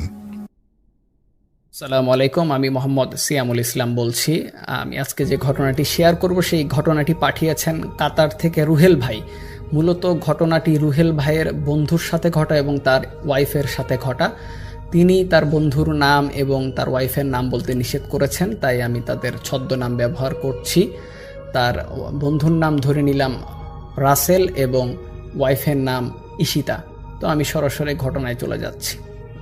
ঘটনাটি বেশ কয়েক বছর আগে, যখন ঈশিতা ক্লাস 10-এ পড়তো, তখন তাদের স্কুলে রাসেল ভাইয়ের সাথে তার পরিচয় হয় এবং ঈশিতা এবং রাসেল ভাই একে অপরকে পছন্দ করে এবং তাদের মধ্যে একটা সম্পর্ক তৈরি হয়। কিন্তু ঈশিতাকে অন্য একটি ছেলে পছন্দ করে, কিন্তু ঈশিতা ওই ছেলেটাকে পছন্দ করে না। বারবার পছন্দ না করার কারণে ঈশিতার প্রতি রাগান্বিত হয়ে হিংসাবোধ থেকে ওই ছেলেটি একটি কবিরাজের কাছে গিয়ে এবং ঈশিতার চুল কোনো ক্রমে ম্যানেজ করে সে কবিরাজের কাছে গিয়ে তাকে তাবিজ করে বসে। তো তাবিজ করে কবিরাজের কথা মতো ঈশিতা যে রাস্তায় চলাচল করত সেই রাস্তার কোনো এক পাশে তিনি ওই তাবিজের যে পুটলিটা তিনি ওই মাটির মাঝে গেড়ে পুঁতে আসে। তো এরপর থেকে যা হয়, ওই রাস্তা দিয়ে যখন ঈশিতা চলাচল করতে থাকতো তখনই তার গায়ের মধ্যে প্রচণ্ড জ্বালা পড়া হতো এবং ওই রাস্তা পার হয়ে তিনি যখন বাসায় যেতেন তখন তার এতটা জ্বালা পড়া হতো না। তবে ঈশিতা খুব শারীরিক অবস্থার অবনতি হচ্ছিল এবং তার মাথা শুকিয়ে যাচ্ছিল এবং শারীরিক অবস্থার অবনতি হওয়ার সাথে সাথে তিনি অনেক অদ্ভুত মাঝে মাঝে স্বপ্ন দেখতেন। তো মাঝে মাঝে যেগুলো অদ্ভুত স্বপ্ন দেখতেন, তিনি দেখতেন হয়তো কেউ তাকে স্বপ্নে এসে ভয় দেখাচ্ছেন। তো দিনকে দিন তার স্বপ্নটি খুবই ভয়ানক হতে শুরু করে এবং একসময় তিনি রেগুলারই বাজে স্বপ্ন দেখতে থাকেন এবং তার মাথা একেবারে শুকিয়ে যাচ্ছিল এবং শরীরও শুকিয়ে যাচ্ছিল, চিকন হয়ে যাচ্ছিল আর কি। তিনি মাঝে মাঝে এবং রেগুলার যে স্বপ্নটা দেখতেন, তিনি দেখতেন যে একটি বৃদ্ধ মহিলা তাকে এসে বলছে যে তার মাথার চুল ফেরত দিতে। যদি সে তার মাথার চুল ফেরত না দেয় তাহলে সে ঈশিতাকে নিয়ে যাবে। তো তিনি স্বাভাবিকভাবে এটা প্রথমে ভালো মতো বিষয়টি মাথায় নেননি, তবে আস্তে আস্তে যখন দেখছিলেন তার শরীরের অবস্থার অবনতি হচ্ছিল তখন তিনি আস্তে আস্তে তার মা বাবাকে জানায়। তো বাবা মা বিষয়টিকে আসলে খুব সিরিয়াসলি যে নিয়েছেন তা না, তা বাবা মা ভেবেছেন হয়তো শারীরিক সমস্যা, তিনি অন্যান্য ব্যবস্থা নিয়েছেন। তো একবার তার বাবা রাতে ঘুমিয়েছিল এবং তার বাবা রাতে যে স্বপ্নটা দেখে যে তার মেয়ে তার পাশে বসে কান্না করতেছে। তার মেয়েকে যখন জিজ্ঞেস করে বলল যে মা তুই কেন কান্না করতেছিস, তার মেয়ে কোনো কথার উত্তর না দিয়ে সোজাসুজি বাসা থেকে বের হয়ে মেইন গেটের দিকে দৌড় দিল। তো তার বাবা তাকে ধরার জন্য মেইন গেটের দিকে দৌড়াতে থাকলো তার মেয়ের পিছু পিছু। তো তার বাবা যেটি দেখলেন যে তার মেয়েকে বিশাল একটি কালো অবয়ব দৈত্যের মতো তার মেয়েকে কামড় দিয়ে মুখে তুলে নিয়ে গেছে। তো তিনি স্বপ্নে এটা দেখার পর সাথে সাথে ঘুম থেকে উঠে গেলেন এবং ঘুম থেকে ওঠার পর তার স্ত্রীকে ডাক দিলেন। স্ত্রীকে ডাক দিয়ে তিনি তার মেয়ের রুমে গেলেন, গিয়ে দেখলেন তার মেয়ে ঘুমিয়ে আছে। তারপর তার বাবা বিষয়টাকে সিরিয়াসলি নিলেন এবং তার বাবা পরের দিন গিয়ে এলাকার যে আলেম ছিল সেই আলেমের সাথে কথা বলে। তো আলেম বলে যে সাধারণভাবে যে একদিন সময় চায় এবং পরের দিন তাকে জানাবে। তো পরের দিন সেই আলেম তার বাবাকে যেটা বলে যে তার মেয়ের উপর তাবিজ করা হয়েছে এবং যে তাবিজটা করেছে তাকে আপনার মেয়ে চেনে এবং যে তাবিজ করেছে সে নতুন তাবিজ করা শিখতেছে। তার মানে তার তাবিজ করার মাঝে কিছুটা ভুল ছিল, মানে নতুন শেখার কারণে সে পরিপূর্ণ সঠিকভাবে তাবিজটি করতে পারে নাই, যার কারণে একটু উল্টা রিয়াকশন দেখা দিছে। তো তার মেয়েকে যখন তার বাবা জিজ্ঞেস করে যে কোনো ছেলে তোকে পছন্দ করে কিনা, তো মেয়েটি বলল যে তার ক্লাসে একটি ছেলে ছিল যে ছেলেটির নাম অমুক, সেই ছেলেটি তাকে পছন্দ করত। তো তার বাবা ছেলেটির নাম আলেমকে দেয়। ওই আলেম তারপরে বলে যে হ্যাঁ, এই ছেলেটিই ব্ল্যাক ম্যাজিক করেছে, তাবিজ করেছে।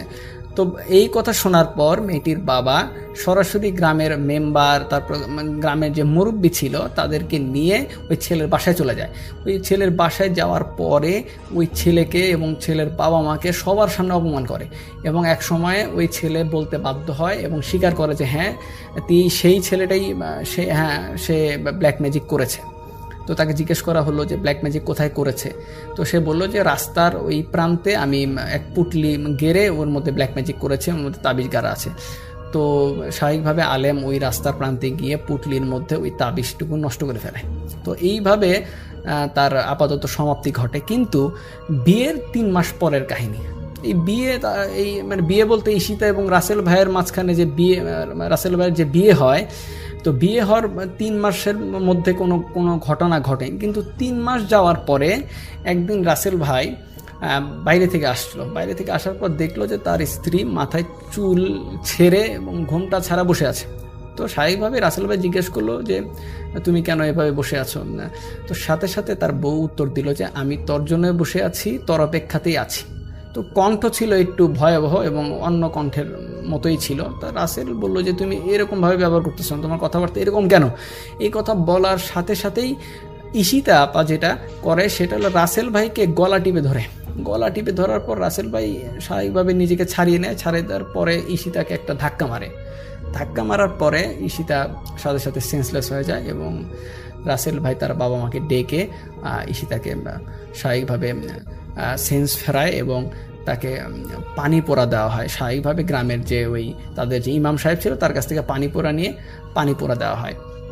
তো এরকমভাবে 2-1 দিন যাওয়ার পরে আবার একদিন রাতে রাসেল ভাই ঘুম থেকে উঠে দেখে তার স্ত্রী নেই। সে ভাবছে হয়তো তার স্ত্রী বাথরুমে গেছে, কিন্তু 5-10 মিনিট পরে যখন দেখছে তার স্ত্রী তার বাসার মধ্যে আসছে না, তাই তিনি বাইর হয়ে গেলেন।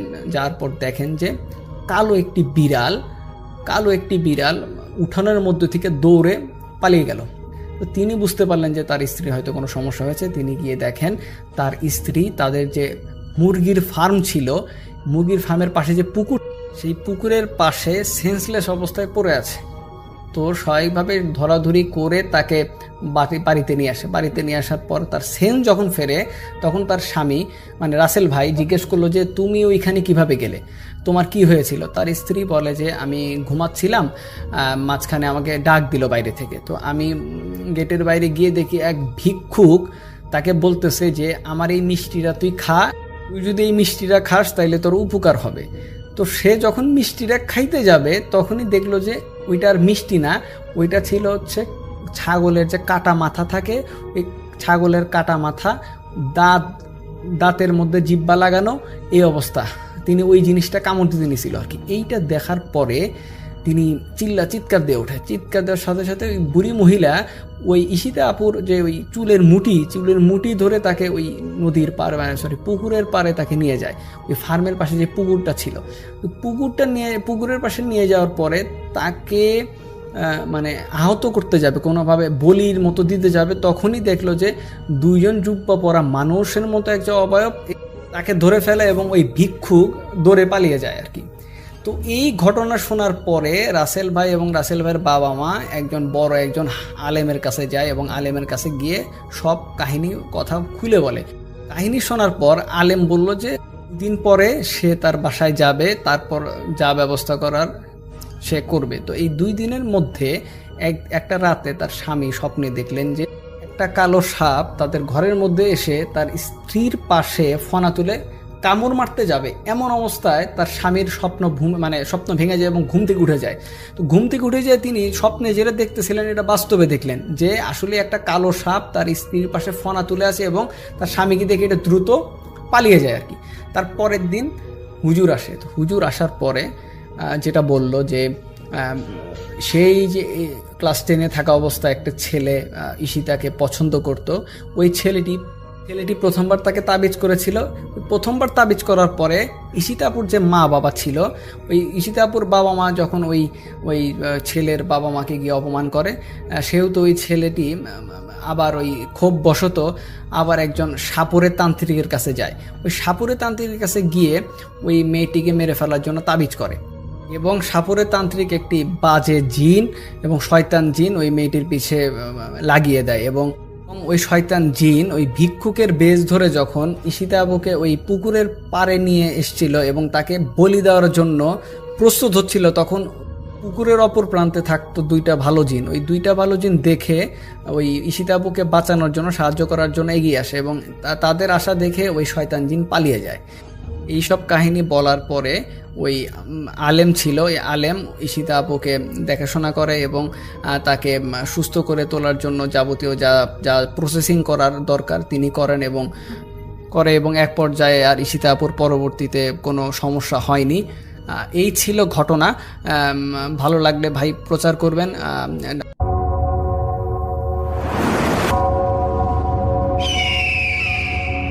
Welcome back.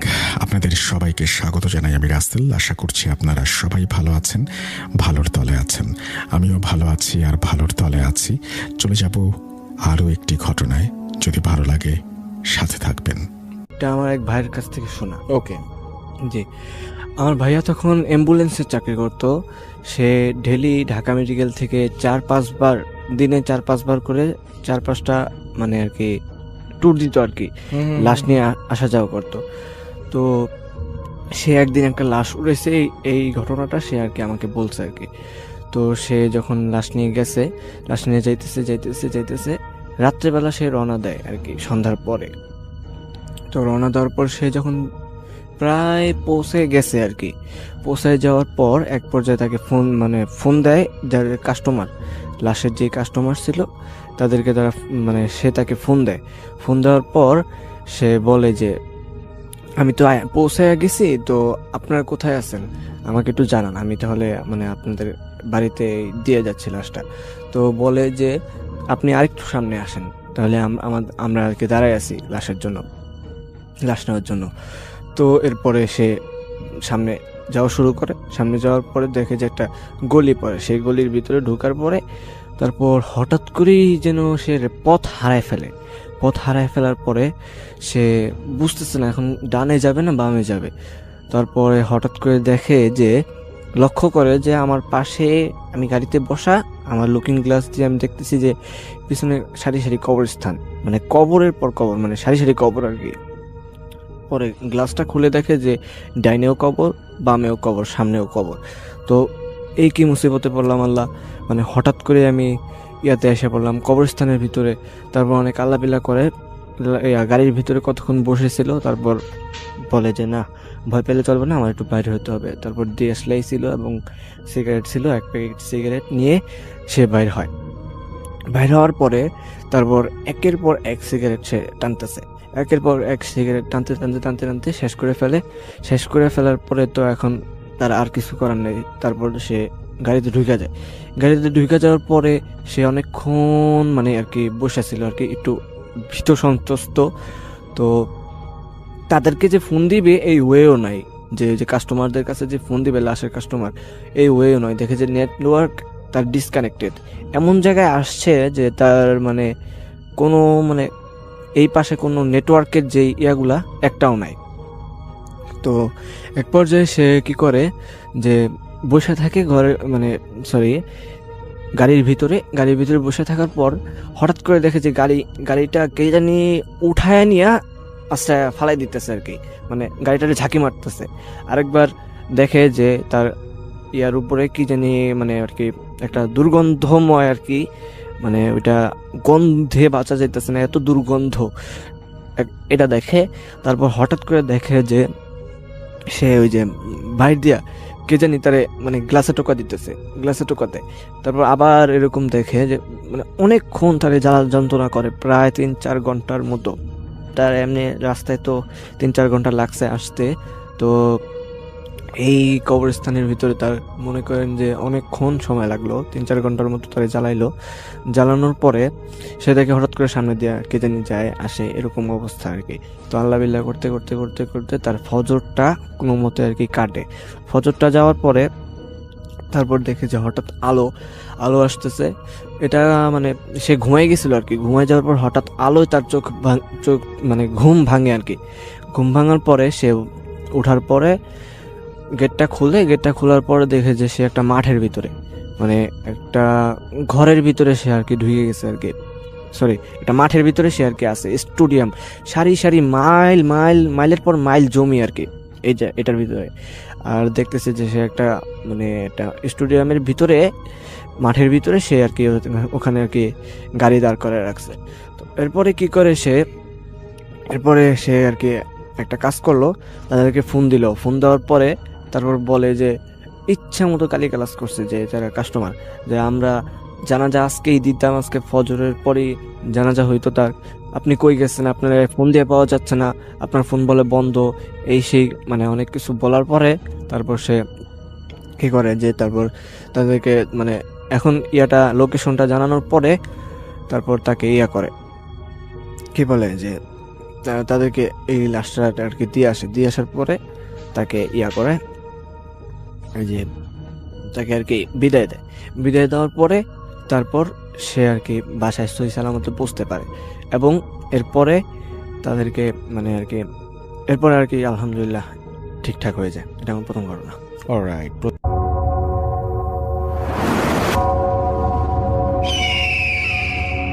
Welcome back. আপনাদের সবাইকে স্বাগত জানাই আমি রাসেল। আশা করছি আপনারা সবাই ভালো আছেন, ভালোর তলে আছেন। আমিও ভালো আছি আর ভালোর তলে আছি। চলে যাব আরও একটি ঘটনায়। যদি ভালো লাগে সাথে থাকবেন। আজকে আমি যে ঘটনাটি আপনাদের সাথে শেয়ার করব, এটা আমাদের কাছে যিনি পাঠিয়েছেন উনি ওনার নামটি প্রকাশ করতে অনিচ্ছুক, কারণ ঘটনাটি ঘটেছিল ওনার ফুপুকে নিয়ে। ওনার ফুপু থাকতেন কিশোরগঞ্জের কোনো একটি জায়গায়। তো ওনার ফুপু ওনার স্বামীর সাথে যে বাড়িতে থাকতেন, তাদের বাড়ির পাশে আরেকটি বাড়িতে তাদের শ্বশুর শাশুড়ি থাকতেন। তো ওনার ফুপুকে ওনার শাশুড়ি শুরু থেকেই পছন্দ করতেন না, তো যার জন্য নিত্যদিনের ব্যাপার ছিল ওনাকে শারীরিক বা মানসিক বিভিন্নভাবে নির্যাতন করা। আর ওনার ফুপু সবসময় নিজের আত্মপক্ষ সমর্থন করার চেষ্টা করত, যতবারই ওনাকে মিথ্যা কোনো অপবাদ দেওয়া হতো। এটাকে কেন্দ্র করে ওনার শ্বশুর শাশুড়ি দুজনের সাথেই তর্ক বিতর্ক চলতেই থাকতো। তো যাই হোক, এভাবে সংসার ধর্ম উনি পালন করতেছেন, জীবন তো চলতেছে। তো সমস্যা শুরু হয় একদিন রাতের থেকে। ওনারা মাঝরাতে খেয়াল করেন যে ওনাদের টিনের চালে কে জানি ঢিল ছুটতেছে। তো ফুবা ঘুম থেকে উঠে তাড়াতাড়ি করে বাইরে গিয়ে দেখেন যে এটা কি কেউ দুষ্টামি করলো নাকি ইচ্ছা করে কাজটা কেউ করতেছে। উনি গিয়ে দেখেন যে কেউ নেই। এখন এই ব্যাপারটা প্রতি রাতের ব্যাপার হয়ে দাঁড়ায়। প্রতি রাতে মনে হয় যে ওনার চালে কেউ ধুমধাম শব্দ করে জিনিসপত্র ফেলতেছে। খুব বাজে একটা অবস্থা। তো এটার সাথে যুক্ত হয় প্রতি রাতে চাপকল চাপার শব্দ। ওনারা যেদিন রাতের প্রথমেই শব্দটা পায়, ওনারা ভেবেছিলেন হয়তো বা ওনাদের মা পানি নিতে উঠছে, কিন্তু ওনারা নিজেরাই আবার ভাবে যে এত রাতে কি উঠবে মা। পরে ওনারা সিদ্ধান্ত নেয় যে ঠিক আছে, আচ্ছা রাতের কথা বলবো না, কালকে সকালে ওনাকে জিজ্ঞেস করব। তো সকালে যখন ওনার মাকে জিজ্ঞেস করে যে তুমি কি পানি নিতে উঠছিলা কিনা, তো উনি তো সরাসরি না, যে তা আমি উঠিনি। তো এরকম করে প্রতিদিনের প্রশ্ন ওনাকে করা হতো। প্রতিদিনের প্রশ্ন উনি এড়ায় যেতেন এবং বলতেন যে না, এই কাজটা আমি করিনি। তো এই ঢিলের শব্দ রাতের বেলা, তারপরে চাপকলের শব্দ, এগুলাতে ফুপা ফুপির জীবন একদম অতিষ্ঠ হয়ে যাচ্ছিল। আর এগুলার এফেক্ট ফুপির উপর প্রচণ্ড রকমের পড়তেছিল। ফুপি অনেক অসুস্থ হয়ে যাচ্ছিল। তো যাই হোক, এভাবে 5 মাস কেটে যায়। তো 5 মাসের পরে উনি জানতে পারেন যে উনি বাচ্চা কনসিভ করছে। তো যাই হোক, ওনারা সবাই খুশি, খুবই খুশি। কিন্তু সমস্যা শুরু হলো ওনার যখন 3 মাস তখন। প্রথম দিন রাতে উনি একটি স্বপ্ন দেখেন যে ওনার দরজার সামনে একটি সাদা জব্বা পরা খুব সুন্দর একটি লোক দাঁড়ানো। লোকটা শুধু ওনার দিকে তাকায় আছে, কিন্তু কিছু করতেছে না, কোনো নড়াচড়া বা কোনো কিছু করতেছে না, শুধু দাঁড়ায় আছে। তো ফুপির যখন ঘুম ভাঙলো তখন উনি বুঝতে পারলো যে বাহ, এটা তো খুব সুন্দর স্বপ্ন। উনি মনে মনে মনে করলো, মানে মনে মনে ভেবে নিল নিজে থেকে যেটা হয়তো কোনো ভালো স্বপ্ন, কিন্তু এটা যদি শুধু ওই দিন রাতেই থাকতো তাহলে হয়তো বা একটু ভালো স্বপ্ন হতে পারতো, কিন্তু না, উনি প্রতি রাতে সে একই স্বপ্ন দেখা শুরু করে। আর সবচেয়ে অবাক করার বিষয় হলো এটা যে প্রতি স্বপ্নেই এই সাদা হুজুরের মতো লোকটা এক কদম করে করে ওনার দিকে আগাতে থাকে। প্রতি রাতে স্বপ্ন, একই স্বপ্ন, কিন্তু উনি এক কদম করে ওনার দিকে আগাচ্ছে। তো উনি বিষয়টাকে তেমন বেশি গুরুত্ব দিচ্ছিল না। তেমন করতে করতে ওনার প্রেগনেন্সির 6 মাস বয়স। তো 6 মাসের দিন, যেদিন রাত্রে ঘুমালেন খাওয়া দাওয়া সব শেষ করে, সেদিন রাতে চালে প্রচুর ঢিলের শব্দ, আর বাইরে এমন ঝড়ের শব্দ যেন মনে হইতেছে ঘর বাড়ি আর দুনিয়াটা উল্টাই নিয়ে চলে যাবে। তো ওনারা কিছু না চিন্তা ভাবনা করে তো খাওয়া দাওয়া শেষ করে ঘুমালেন। তো ঘুমানোর পরে ফুপি স্বপ্নটা দেখলেন, কিন্তু এই স্বপ্নটার মধ্যে ভিন্নটা ছিল এটা যে উনি দেখলেন যে এই প্রথম লোকটা নড়তেছে এবং সে হাঁটতে হাঁটতে ওনার একদম বিছনার পাশে ওনার কাছে চলে আসছে। তো জিনিসগুলো কিন্তু সব স্বপ্নের মধ্যে হচ্ছে। তো উনি কিছু বুঝে ওঠার আগেই এই হুজুর লোকটা ওনার উরুর মধ্যে হাত রাখে, আর উনি প্রচণ্ড চিৎকার করে ঘুম থেকে জেগে উঠেন। আর মুহূর্তের মধ্যে ওনার বুঝতে বাকি থাকে না যে ওনার বাচ্চাটা মিসক্যারেজ হয়ে গেছে। এটা দেখার পর উনি মানসিকভাবে ভেঙে যায়, ওনার শরীর প্রচণ্ড খারাপ করে। পরের দিন যখন ওনারা ডাক্তারের কাছে দেখাতে যায়, ডাক্তার ওনাদেরকে জানান যে আপনার তো এমন কোনো শারীরিক সমস্যা ছিল না, আর তাছাড়া এমন কোনো লক্ষণও তো আপনার নেই যে আপনার বাচ্চাটা নষ্ট হবে। তখন ডাক্তার ওনাকে খুব ভালো মতো বুঝান যে আপনি আবার কনসিভ করার চেষ্টা করেন। তো উনি বাসায় আসে, ওনার শরীরের অবস্থা খুব খারাপ। তো এইভাবে দেখতে দেখতে 7টা মাস কেটে যায়। 7 মাস পরে উনি আবার সে একই স্বপ্ন দেখল, যখন ওরা বাচ্চা ধারণের 3 মাস বয়স। সে একই স্বপ্ন, হুজুরটা দরজার কাছে দাঁড়ায় আছে। তো প্রথমে স্বপ্নটা দেখার পরে উনি আর দেরি না করে একজন হুজুরের সাথে গিয়ে কথা বলেন। তো হুজুর আসেন, ওনার বাসাটা দেখে শুনে বন্ধ করে দিয়েছেন। আর কিন্তু উনি ঠিক বলতে পারে না যে কি। তো উনি ওনাকে একটা তাবিজ দিয়েছেন আর বলে যে তাবিজটা সবসময় আপনি আপনার বালিশের নিচে রেখে ঘুমাবেন, তাহলে আপনার সমস্যা হবে না। তো ফুপু যখন এই বালিশের নিচে তাবিজটা রেখে ঘুমানো শুরু করলো, পরের 3 মাস তো কোনো ধরনের কোনো সমস্যা নেই, কিন্তু ঠিক আগের মতো, ঠিক আগের ওই স্বপ্নটার মতোই ওনার যখন গর্ভধারণের 6 মাস বয়স, সেই সাদা জব্বা পরা এই হুজুরের মতো লোকটা বা জিনিস, আপনারা যেটাই না নাম দেন, যাই বলেন, ওনার কাছে চলে আসছে, ঠিক ওনার বিছানার ওনার পাশে দাঁড়ানো। এবং সেই স্বপ্নের মধ্যে উনি কিছু বুঝে ওঠার আগে উনি ওনার উড়োতে হাত দেন, আর উনি প্রচণ্ড চিৎকার, ব্যথায় আর কষ্টে ঘুম থেকে উনি ভেঙে ঘুম থেকে উঠে, আর ওনার বুঝতে বাকি থাকে না যে ওনার এই বাচ্চাটা নষ্ট হয়ে গেছে। তো এরপরে তো ওনার শরীরের অবস্থা খুবই খারাপ হয়ে যায়, আর দেখতে দেখতে ওনার 4 বার বাচ্চা নষ্ট হয়। উনি অনেক হুজুর, অনেক কবিরাজের সাথে কথা বলছে, কেউই কোনো মুক্তি, কোনো পথ ওনাকে দেখাতে পারে নাই। তো সবশেষে উনি একজন বড় হুজুরের শরণাপন্ন হন। তো হুজুর ওনার সাথে কথা বলে মাত্র বলে যে আপনাদের বাসায় তো সমস্যা আছে, আমাকে একটু আপনার বাসায় যেতে হবে। তো ওনারা হুজুর সমেত ওনাদের বাসায় আসে। তো ফুপি যে খাটে ঘুমাতেন, তো হুজুর ওই খাটটা নিচে থেকে সরালেন, সরানোর পর মাটিটা গর্ত করা শুরু করলো, প্রায় 3 হাত সমান মাটিটা গর্ত করে। তো গর্ত পর বিভিন্ন ধরনের খারাপ জিনিস পায়, সবই কালো জাদু করার। ছোট ছোট হাড়, ফুপুর জামার ছেঁড়া অংশ, ওনার মাথার চুল এবং আরো নানা রকমের জিনিস। তো এগুলি হাতে নিয়ে হুজুর দেখা মাত্রই দেরি না করে সকালে ফেলায়। তো এই হুজুর যাওয়ার পরের থেকে ওনার ফুপি খুব সুস্থ অনুভব করতে থাকে, এবং তার কয়েক মাসের ভিতর উনি আবার বাচ্চা কনসিভ করেন, এবং এবার ওনার 2টা ফুটফুটে সন্তান হয়, একটা ছেলে আর একটা মেয়ে, জমজ বাচ্চা। ওই হুজুর ওনার ওই সমস্যা সমাধান করে দেওয়ার পরে ওনার আর কোনো ধরনের মানে শব্দ বা ওই চাপকল চাপার শব্দ কোনো কিছু কোনো শুনতে হয় নাই। তো ওনার ফুপার ফুপির তো বুঝতে আর বাকি থাকে না যে এই কাজটা ওনাদের সাথে কে করছে, কিন্তু ওনারা কিছু বলেনি আর, কারণ যেহেতু উনি সুস্থ আছেন, ভালো আছেন। তো এভাবে ওনার জীবন চলতে থাকে সুন্দর, আল্লাহর রহমতে সুস্থভাবে বাচ্চাদের নিয়ে। তো এটাই ছিল ওই ভাইয়ার পাঠানো ছোট একটি ঘটনা। আশা করি আপনাদের ভালো লাগবে। ধন্যবাদ সবাইকে। আসসালামু আলাইকুম।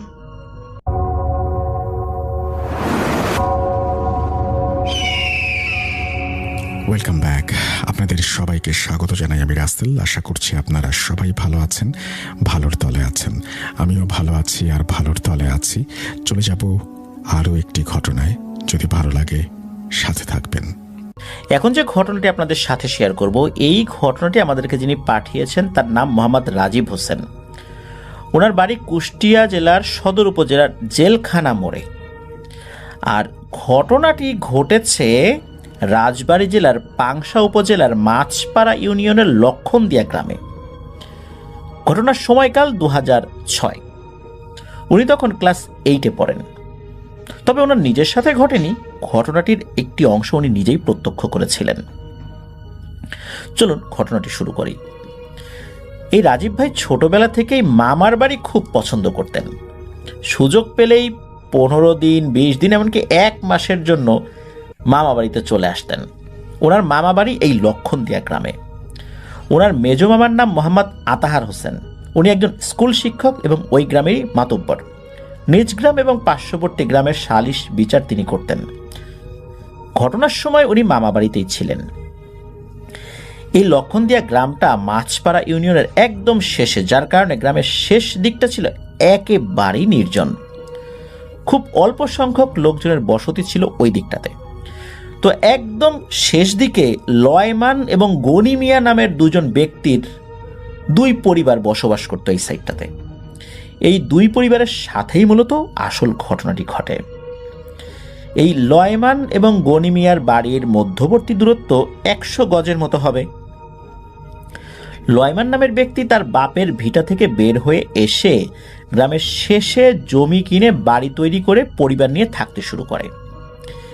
এই বাড়ির পেছনে অনেক বিশাল ফসলের মাঠ রয়েছে। এই লয়মানের 3টা সন্তান ছিল, আর তার স্ত্রী আর এই লয়মান, ওর 5 জনের সংসার। প্রথম কিছুদিন সে ভালোই ছিল। তারপর থেকে সে একটি স্বপ্ন দেখা শুরু করে। কেউ যেন তাকে বলছে এই জায়গা ছেড়ে চলে যেতে। এটা নাকি তার চলাচলের রাস্তা, আর এখান থেকে না গেলে নাকি এই লয়মানের অনেক ক্ষতি হয়ে যাবে। কিন্তু এই বিষয় নিয়ে লয়মান কোনো গুরুত্বই দেয় না, কোনো পাত্তাই দেয় না। আবার যখন স্বপ্ন দেখতেই থাকে সে, তখন তার স্ত্রীকে এই স্বপ্নের কথা জানায়। তার স্ত্রীও বিষয়টা আমলে নেয় না। দিনের বেলায় ওই দিকটা গাছ ছমছমে পরিবেশ বিরাজ করত, আর রাতের বেলা কিন্তু একটি রহস্যময় ব্যাপার ঘটতে তারা শুনত। রাতের বেলা, বেশ অনেক রাতের বেলায় বলতে হবে, টিনের চালে মনে হতো টাস টাস শব্দ। টিনের চালের উপর দিয়ে কোনো মানুষ হেঁটে গেলে যেরকম শব্দ হয় ওই রকম। তো এরপর ওই শব্দটা আস্তে আস্তে মাঠের দিকে চলে যেত। মানে মনে হতো টিনের চাল থেকে নেমে ধপ ধপ শব্দ করতে করতে মাঠের দিকে চলে গেল। এরপরেও তারা এই বিষয়টা নিয়ে কোনোই গুরুত্ব দেয় না। এইভাবেই দিন কাটতে লাগে। এই লয়মান ছিল একজন কৃষক। কৃষি জমি চাষবাস এবং গরু ছাগল পালন করেই তার সংসার চলত। এবার আসি গনি মিয়ার পরিবার এবং তার বাড়ির বর্ণনায়। গনি মিয়ার ছিল যৌথ পরিবার। তার ভাইরা বাপের ভিটায় পাশাপাশি বাড়ি করেছিল। গনি মিয়া বাড়ি করার সময় পাশেই একটি পুকুর কেটেছিল, যাতে ওই মাটি দিয়ে উঁচু করে বাড়ি করা যায়। পুকুরে মাছ চাষ করত। পুকুরের পূর্ব পাশে পাড়ের উপর কলা গাছের ঝাড় ছিল, আর পশ্চিম পাশে ছিল ঘাট। ঘাটের পাশে বসার জন্য বাঁশের তৈরি একটা মাচা, স্থানীয়ভাবে সেটাকে চড়াট বলে, তো এই চড়াট বানানো ছিল, যাতে বাড়ির সদস্যরা অবসর সময়ে সেখানে বসে গল্প গুজব করতে পারে। এবং উত্তর দিকে ছিল মানুষের চলাচলের জন্য চওড়া কাঁচা রাস্তা। এই গনি মিয়ার কিন্তু বেশ বয়সও হয়েছিল। এই গনি মিয়ার মেয়ের বিয়ে হয়েছিল পার্শ্ববর্তী একটি গ্রামে। ওই মেয়ের একটা ছেলে ছিল। তো ওই সময় এই ছেলের বয়স ছিল 25 বছর। শক্ত সামর্থ্য সুঠামদেহী এক তাগড়া যুবক। এই ছেলে তার নানা বাড়ি মানে গনি মিয়ার বাড়িতে বেড়াতে এসেছিল। কিছুদিন থাকার পর একদিন সন্ধ্যায় ছেলেটি তার নানা বাড়ির কয়েকজনের সাথে পুকুর পাড়ের ওই চড়াট বা মাচার উপরে বসে গল্প করছে। এমন সময় সবাই শুনতে পায় ওই কলা গাছের ঝাড়ের ভেতর থেকে একটা গোঙানির আওয়াজ আসছে। মনে হচ্ছে কোনো বয়স্ক মানুষ খুব অসুস্থ হয়ে কাতরাচ্ছে। খুব করুণ সুরে এমনভাবে গোঙাচ্ছে যেটা ভাষায় বর্ণনা করাই মুশকিল। বিষয়টা বুঝতে পেরে সবাই কিন্তু কিছুটা ভয় পায়। তারপরও কৌতূহলবশত তারা সেখানে এগিয়ে যায় এবং টর্চ লাইট মেরে দেখার চেষ্টা করে ওখানে আসলে আছেটা কি। কিন্তু না, ওখানে গিয়ে তারা কিছুই দেখতে পায় না।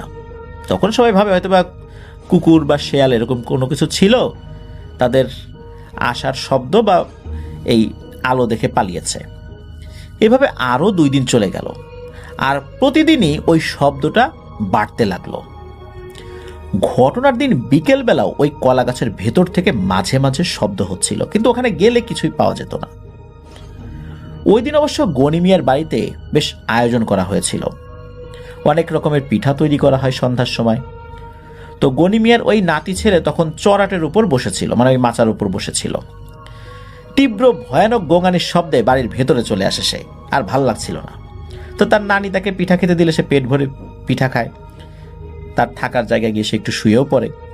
বলা বাহুল্য, গ্রামের ওই দিকটাতে কিন্তু তখনও বিদ্যুৎ আসেনি, মানে ইলেকট্রিসিটির লাইন তখন ওইদিকে আসেনি। হারিকেন, কুপি এগুলোই ব্যবহার করা হতো। তো রাত 9:30টার ভিতরে সবাই শুয়ে পড়েছে, কিন্তু তখনও কিন্তু ওই গোঙানির তীব্র শব্দ তারা পাচ্ছিলেন। এই গনি মিয়ার নাতি ছেলের ওয়াশরুমে যাওয়ার প্রয়োজন হয়। তখন রাত 10টা 10:30টার মতো বাজে আনুমানিক আর কি। তো ওই ছেলে বাড়ির ভেতরের ওয়াশরুমে না গিয়ে সে কি করেছে, ওই পুকুরের সামনে রাস্তার ওই দিকটাতে যায়। তো তখনও কিন্তু ওই ছেলেটার নানা নানি মানে গনি মিয়া এবং তার স্ত্রী কিন্তু জেগে আছেন, নিজেদের মধ্যে কথা বলা বলি করছেন। তো তার নাতি ছেলে যে ঘর থেকে বের হয়েছে এটা কিন্তু তারা বুঝতে পেরেছিলেন। তো ওই ছেলেটি ওখান থেকে ফ্রেশ হয়ে যখনই উঠতে যাবে ঠিক তখনই কলা গাছের ভেতরে কেউ দৌড়াচ্ছে, মানে দুমড়ে মুচড়ে যাচ্ছে কলা গাছ, এরকম একটা শব্দ শুনতে পেলেন। এরপর যখন ওই দিকটাতে তাকিয়েছে তখন মনে হলো কিছু একটা তার উপর ঝাঁপিয়ে পড়লো, আর ওই জিনিসটা ওই ছেলেটাকে প্রচণ্ড জোরে আঘাত করতে লাগলো। ছেলেটাও তো শক্তিশালী ছিল, তারও খুব রাগ হলো, এই রাতের বেলা কে এসে আমাকে মারে, এত বড় সাহসকার। ছেলেটা ওই জিনিসটাকে কিল ঘুষি মারতে লাগলো আর কি, ধস্তাধস্তি হচ্ছে। তবে ওই জিনিসটা বেশ লোমশ ছিল। ওই ছেলেটা কি করেছিল, খামচি মেরে ওই জিনিসটার গা থেকে কিছু লম্বা লম্বা লোম ছিঁড়েও ফেলেছিল। এক পর্যায়ে এই দুইজনই রাস্তার পাশের শুকনো মাঠের ভেতরে গিয়ে পড়ে। ছেলেটি যখন ওই জিনিসের মুখে কয়েকটা ঘুষি মারে তখন ওই জিনিসটা ওই ছেলেটাকে শুকনো মাটির উপর আছাড় মেরে মাথাটা মাটির ভেতরে পুঁতে ফেলে এবং পা উপরে মাথা নিচে। তো ওই পা উপরে মাথা নিচে ওই মাথাটা ভেতরে ঢোকানোর সময় ছেলেটা একটা চিৎকার দেয়। তো তার নানা নানি তো তখনও জেগেছিল, চিৎকার শুনে বুঝতে পেরে তো তার নাতি ছেলের আওয়াজ। দ্রুত তারা আলো নিয়ে বাইরে বের হয়ে আসে রাস্তার উপরে। এসে দেখে যে ছেলেটা তখনও পা নাড়াচ্ছে, মানে ছটফট করছে, আর কোনো একটা জিনিস ওই ছেলেটাকে ঠেসে রেখেছে মাটির সাথে। দ্রুত যখন ওই দিকটাতে ওরা যায় তখন ওই অবয়বটা দৌড়ে মিলিয়ে যায়। কোন দিকে যে গেল ওনারা খেয়াল করেন নাই। সবাই ওইখানে যায়। যাওয়ার পর আল্লাহর অশেষ রহমতে ছেলেটাকে জীবিত অবস্থায় উদ্ধার করতে সক্ষম হয়, আর অল্প কয়েক সেকেন্ড পরে গেলেই হয়তোবা সে মারা যেত। তবে ওখানে যখন আলো নিয়ে গিয়েছে তখন ওই জায়গাটাতে বেশ কয়েকটা বড় বড় লোম পড়ে থাকতে দেখেছে তারা। তবে যেহেতু ছেলেটার এই অবস্থা, ওখান থেকে উদ্ধার করে নিয়ে আসা হয়, এই কারণে ওই লোম যে তুলে নিয়ে আসবে এই চিন্তা ওই সময় কারো মাথায় আসেনি। যাই হোক, ছেলেটাকে তুলে নিয়ে আসা হয়, তারপর বাড়িতে এনে শুইয়ে দেওয়া হয়। তার হুঁশ ফেরে। রাতেই সমস্ত গ্রামে খবর ছড়িয়ে যায়, সবাই খুব ভীত সন্ত্রস্ত হয়ে পড়ে। পরের দিন সকালবেলা এই যে রাজীব হোসেন ভাই উনি কিন্তু সেই ছেলেটাকে দেখতে গিয়েছিলেন। মাত্র কয়েক সেকেন্ডে ছেলেটিকে যেখানে পুঁতে ফেলা হয়েছিল ওইটা কোনো মানুষের পক্ষে সম্ভব না, একেবারে শুকনো মাটি। আর একটা বিষয় সেটা ছিল যে ছেলেটির গলায় স্পষ্ট কালো 3 আঙ্গুলের ছাপ ছিল। আল্লাহর অশেষ রহমতে পরবর্তীতে চিকিৎসার মাধ্যমে ছেলেটি সুস্থ হয়েছিল। ওইদিকে ওই যে লয়মান, সে কিন্তু মাঝে মাঝে স্বপ্ন দেখেই যাচ্ছিল, কিন্তু সে কোনো ধরনের কোনো ব্যবস্থা না নিয়ে দিনকে দিন পার করে যাচ্ছিল। দেখতে দেখতে বর্ষাকাল চলে আসে ওই বছরেরই। তো এরই মধ্যে কিন্তু ওই ছেলেটার সাথে যেটা ঘটলো আর কি, এটার কিন্তু 6 মাস পার হয়ে গেছে, বর্ষাকাল চলে আসে। একদিন দুপুরের ঘটনা, লয়মানের 2 ছেলে মেয়ে স্কুলে ছিল। লয়মানের স্ত্রী তার ছোট বাচ্চাকে পোলিও টিকা খাওয়ানোর জন্য স্বাস্থ্যকেন্দ্রে নিয়ে গিয়েছিলেন। এদিকে গনি মিয়ার নাতি ছেলেকে যেখানে পুঁতে ফেলেছিল সেখানে তো বৃষ্টির পানি এসে হাঁটু সমান পানি জমেছে। তো লয়মান তার গরু গোসল করানোর জন্য ওই হাঁটু পানিতে নেমেছিল। তার স্ত্রীর স্বাস্থ্য কেন্দ্র থেকে দুপুর 3টার দিকে ফিরে এসে দেখে তার স্বামীকে উল্টো করে ওই হাঁটু পানির মধ্যে কেউ পুঁতে রেখেছে। তো তখন সে চিৎকার করলে আশপাশ থেকে লোকজন এসে তার স্বামীকে কাদা পানি থেকে তুলে দেখে সে মৃত। তার চোখ দুটো উপড়ে ফেলা হয়েছিল, আর তার গালে 2 গালেই এই পাশ ওপাশ 2 পাশেই 3 নখের আঁচড়ের দাগ ছিল। দিন দুপুরেই ঘটে যায় এইরকম একটা ভয়ঙ্কর ঘটনা। তবে এই দুটো ঘটনার আগে বা পরে আর কোনো ভয়ঙ্কর ঘটনা ওখানে ঘটার কোনো সংবাদ পাওয়া যায়নি। এখন অবশ্য আশেপাশের লোকজন বেড়েছে, নির্জনতা কমেছে। তবে লয়মানের মৃত্যুর মাধ্যম দিয়ে তার সন্তানগুলো তো চিরদিনের জন্য এতিম হয়ে গিয়েছে। তো এটি ছিল ঘটনা।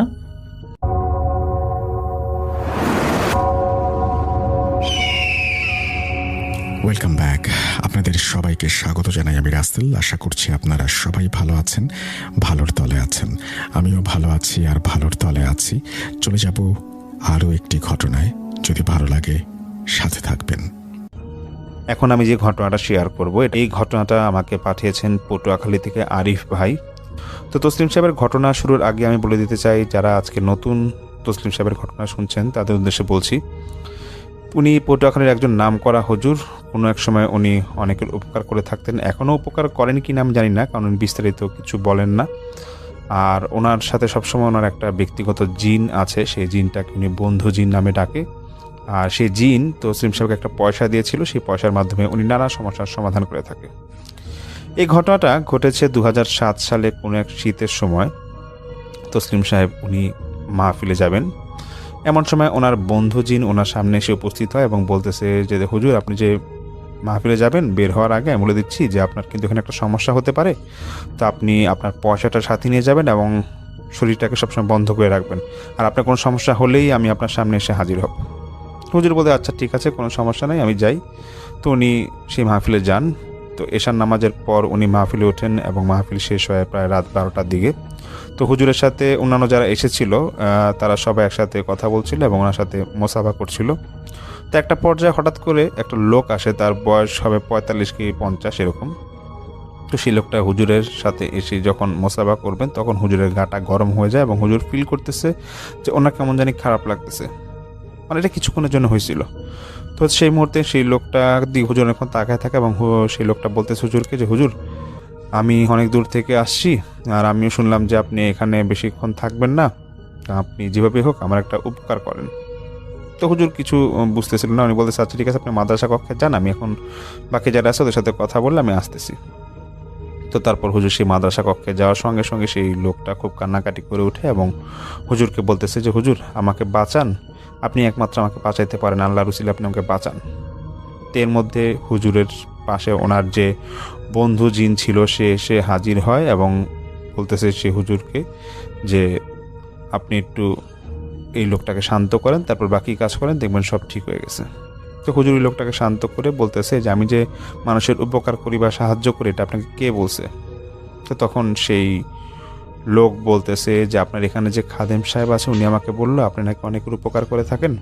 তো তখন হুজুর কিছুটা মানে উনি রেগে যায় এবং উনি খাদেমের সাথে ব্যক্তিগতভাবে আলাদা কথা বলে বলতেছে যে তুমি এই লোককে কেন বলতে গেলা যে আমি মানুষের উপকার করি? তখন সেই খাদেম বলতেছে যে হুজুর দেখেন, আপনি যে আজকে যে মাহফিলে আসছেন এটার সম্পূর্ণ টাকা ব্যয় করছে এই লোক, এবং উনি অনেক প্রভাবশালী একজন লোক, ওনার ব্যক্তিগত কিছু সমস্যা আছে। তো উনি আমাকে আগে থেকেই বলতেছিল যে এমন একটা হুজুরকে ডাকো যে আমার এই ব্যক্তিগত সমস্যাগুলো একটা সমাধান করতে পারবে, তো এই কারণে হুজুর আপনাকে ডাকা হয়েছে। তো তসলিম সাহেব এটা শোনার পর সেই লোকের কাছে আবার যায় এবং সেই লোকটাকে বলতেছে যে আপনার কি হয়েছে বলেন তো।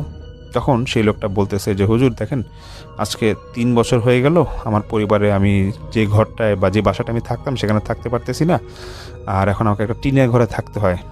আর আমার মেয়েটা অনেক দিন হয়ে গেল, ওর বয়সও বেড়ে যাচ্ছে কিন্তু ওর বিয়ে হয় না, আর ছেলেটা দেখা যায় চাকরি পায় আবার চলে যায়। তো এইভাবে আমি অনেক অশান্তিতে আছি এবং আমি বুঝতে পারতেছি যে আমার উপর খারাপ কিছু একটা আসর করছে, এবং আমি অনেক জায়গায় গেছিলাম এটা নিয়ে, কিন্তু কেউ এটা সমাধান করতে পারে না, শুধু বলে যে আমার উপর কারো বদ নজর আছে। তো হুজুর বলতেছে যে আচ্ছা ঠিক আছে, যেটাই হোক আপনার সব কথাই আমি শুনলাম, কোনো সমস্যা নাই। তা আপনি আপাতত যান, আমি তো মাহফিলের জন্য এখানে আসি 2-1 দিন, তো আপনি যান, আমি আপনার সাথে আপনার বাসায় আমি যাব। তখন সেই লোকটা যখন অনেক কাকুতি মনিতে করতেছিল, হুজুর বলছে ঠিক আছে এক কাজ করেন, আগামীকাল আপনার বাসায় গিয়ে আমি নামাজ আদায় মাগরিবের নামাজটা পড়বো, তার আপনি বাসাটা একটু পাক পবিত্র রাখবেন।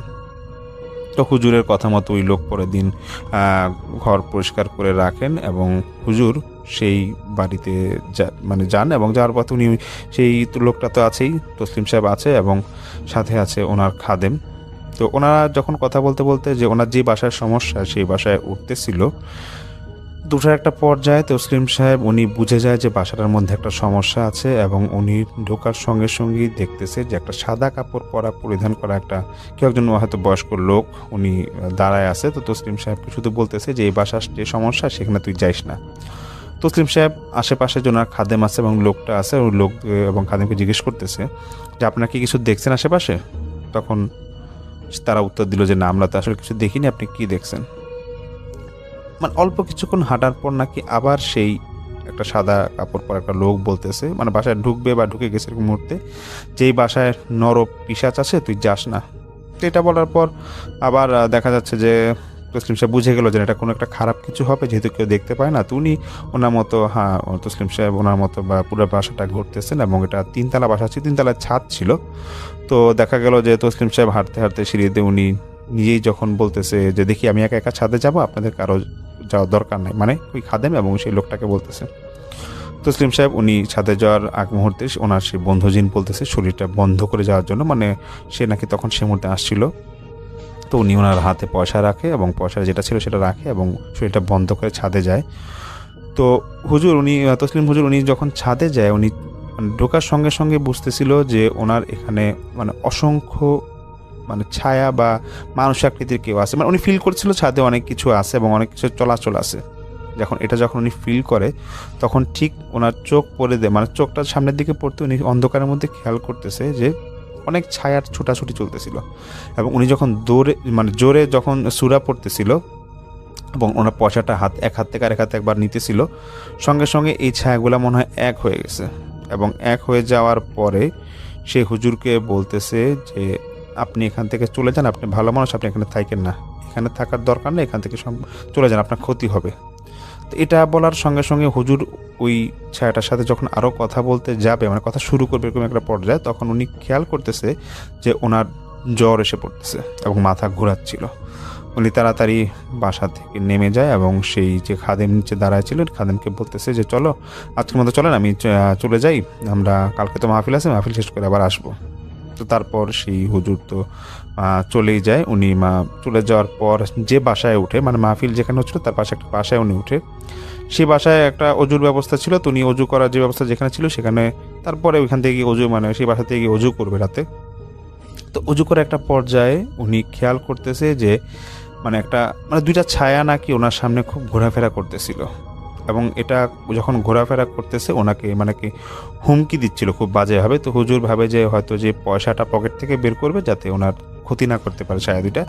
তো উনি পয়সাটা বের করতে যাবেন, এমন মুহূর্তে উনি দেখেন যে ওনার পকেটে পয়সা নাই, এবং ছায়াগুলা ওনাকে যখন হুমকি দিচ্ছিল বলতেছে শুধু একটা কথাই যে আপনি যে বাসায় যাচ্ছেন সেই বাসায় কারো উপকার করতে যাবেন না, আপনার নিজেরই ক্ষতি হবে। এবং এটা বলার পর তসলিম সাহেব কোরআন তেলাওয়াত শুরু করেন জোরে জোরে, এবং এটা বলার সঙ্গে সঙ্গে দেখতেছে ছায়াগুলো আবার নাই। তো যাই হোক, এই মুহূর্তে ওনার বন্ধুজিন আসেন এবং বন্ধুজিন বলতেছে যে আপনি টেনশন করবেন না তসলিম সাহেব, আপনার সব সমস্যার সমাধানই হয়ে যাবে। তো তসলিম সাহেব বলতেছে আমার পয়সাটা তো আমি পেলাম না, পয়সাটা কোথায় গেল? সে বন্ধুজিন বলতেছে পয়সার জায়গা মতোই আছে, কিন্তু আপনাকে আমি আবার একটা কথা বলি যে আপনি আস্থা রাখেন আল্লাহর উপর, ওই বাসায় আপনি যখন যাবেন সব সমস্যার সমাধান হয়ে যাবে আর আপনি সুস্থ হয়ে যাবেন। আপনি যে হালকা হালকা জ্বর লাগতেছে আপনি সুস্থ হয়ে যাবেন, সমস্যা নেই। এবং আগামীকাল আপনি ওই বাসায় যাবেন মাগরিবের সময়, যে জামাত নামাজ মানে মাগরিবের জামাতটা আপনি বাসায় পড়বেন এবং যেই ঘরেই পড়বেন আপনার 7জন পুরুষ মিলে আপনারা নামাজ আদায় করবেন এবং নামাজের পর হয়তো সবাই চলে যাবে, কিন্তু আপনি এবং যেই লোকের এই সমস্যা হচ্ছে যার বাসায়, সেই বাড়ির মালিককে আপনার সাথে রেখে দিবেন, তাকে উঠতে দিবেন না। তারপরে দেখবেন কি হয় না হয়। আর এটা বলার পর সেই বাড়িতে তসলিম সাহেব উনি ফোন দিয়ে খবর দিয়ে জানিয়ে দেয় যে উনি আসবে পরের দিন। তো পরের দিন এরকম মাগরিবের নামাজের পর 7জন মিলে ওনারা ওই বাসায় নামাজ পড়ে এবং তসলিম সাহেব যেটা বলে যে উনি তো ইমামতি করছিল, উনি ফিল করে যে পিছে মনে হয় মানে শত শত লোক দাঁড়ায় ছিল, এমন একটা মানে কোলাহলের মতো আওয়াজ আসতেছিল। যাই হোক, এটা তো এরকম ঘটার পর 7জন নামাজ পড়ার পর 5জন চলে যায়। তসলিম সাহেব ছিলেন এবং ওনার সাথে যে বাড়ির মালিক উনি ছিলেন, ওনারা দুজন বসে কথা বলতেছিল। তো মানে ওনাদের নামাজের আসলে বসেছিল। হঠাৎ করে তসলিম সাহেবকে বলা হয় যে মানে তসলিম সাহেবকে সে বন্ধুজিন বলে যে বাড়ির যে আলো আছে আলোটা নিভায় দেন আশেপাশে। তো তসলিম সাহেবও সেই অনুযায়ী আলো নিভায় দেওয়ার ব্যবস্থা করে। তেমন সময় হঠাৎ করে কিছু একটা সামনে এসে হাজির হয় এবং ওনাদের সামনে এসে বসে, মানে তসলিম সাহেব এবং সেই বাড়ির মালিক ওনাদের সামনে এসে বসে। তো বসার সঙ্গে সঙ্গে সেই বাড়ির মালিক অনেকটা ভয় পেয়ে যায় এবং ভয় পেয়ে যে উনি যখন উঠতে যাবে তসলিম সাহেব জোর করে হাত ধরে রেখে বলতেছে যে আপনি উঠেন না, আপনি উঠলে কিন্তু সমস্যা হবে, আপনার ক্ষতি হবে, আপনি বসেন, টেনশন করবেন না, আমি আসি, আমার সাথে আমার জিনও আছে, সে কোনো ক্ষতি আপনার করবে না, আপনি দেখেন কি সমস্যাটা হয় বা কি সমাধান কীভাবে করা যায়। তসলিম সাহেব নাকি যেই ব্যক্তিটা মানে যেই ছায়া বা যেটা ওনার সামনে এসে বসে উনি নাকি অনেকবার সালাম দিচ্ছিল, কিন্তু সালামের কোনো উত্তর আসে না। শুধু একটা উত্তরই আসে যে তোর পাশে যে ভণ্ডটা বসে আছে সেই ভণ্ডর কাছ থেকে দূরে থাক, তুই যদি বাঁচতে চাস মানে এই ভণ্ডর কাছ থেকে দূরে থাক। তসলিম সাহেব বুঝে যায় যে সে জিনটা হয়তো পাশে যে বাড়ির মালিক বসে আছে তাকে উদ্দেশ্য করে কিছু বলতেছে। এদিকে তসলিম সাহেব ভাবতেছে যে যেহেতু সামনে এরকম একটা বদ জিন, উনি বুঝে গেছে যেটা বদ জিন ছিল, উনি ভাবতেছে যেহেতু সামনে একটা বদ জিন আছে, উনি ওনার বন্ধু জিনকে খুঁজতেছিল, কিন্তু বন্ধু জিন আসে না, সে দূরে থেকে বলতেছে তসলিম সাহেবকে যে আপনি সমাধান করেন, আমি আসি, কোনো সমস্যা নাই।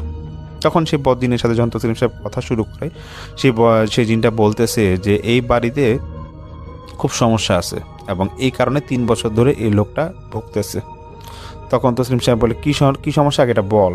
তখন সেই লোকটা বলতেছে যে মাত্র 1 কাঠা জমির জন্য এই বাড়িওয়ালা 2জনকে লোক লাগায় হত্যা করছে, এটা কেউ জানে না এবং হত্যা করে লাশ 2টা আশেপাশে কোথাও দাফন করা হয়েছে এবং ওদের মধ্যে যে 2জনকে হত্যা করেছে এটা বয়স্ক পুরুষ এবং মহিলা ছিল এবং যে মহিলাটা ছিল সেই মহিলাটার সাথে আমার উঠা বসা ছিল এবং যখন দেখলাম যে সে ওই মহিলাটাকে মেরে ফেলছে সেই মুহূর্তে আমি ওই মহিলার কাছাকাছি অবস্থানে করছিলাম এবং ওই মহিলাটা মৃত্যুর আগ মুহূর্তে আমাকে ডেকে বলছে যে এটা একটা বিচার করতে, এই জন্য আমি সেই বিচার করেই ছাড়বো।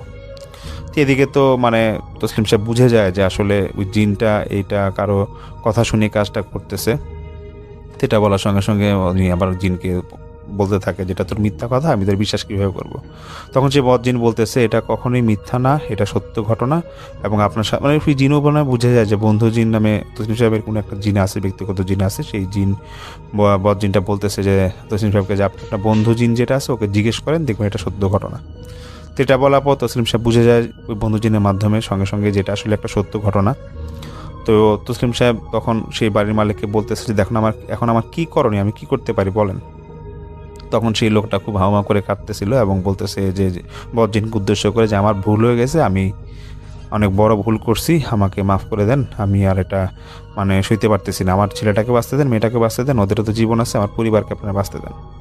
তখন সেই জিন যখন মানে জিনকে অনেক বলা হয়, তসলিম সাহেব দেখতেছে কোনোভাবে কাজ হচ্ছিল না, তো অনেক বলার পর তখন ওই বন্ধু জিনের সহায়তায় তসলিম সাহেব সেই জিনটাকে একটা পর্যায়ে রাজি করাতে বাধ্য হয়। সেই জিনটা পরে একসময় বলে যে ঠিক আছে, আপনাদের সব সমস্যার সমাধানই হবে, তাই এই বাড়িটা যে 4 ভাগের মধ্যে 2 ভাগ আপনি একটা এতিমখানা করে দিবেন এবং সেখানে এতিম যারা আছে তারা থাকবে, তাদের সবসময় খাওয়া দাওয়ার ব্যবস্থা করে দিতে হবে। যদি এটা সবসময় করতে পারেন তাহলে আপনার এখানে বাড়ি করে এখানে সবসময় থাকতে পারবেন, এই বাড়িটা সবসময় থাকতে পারবেন।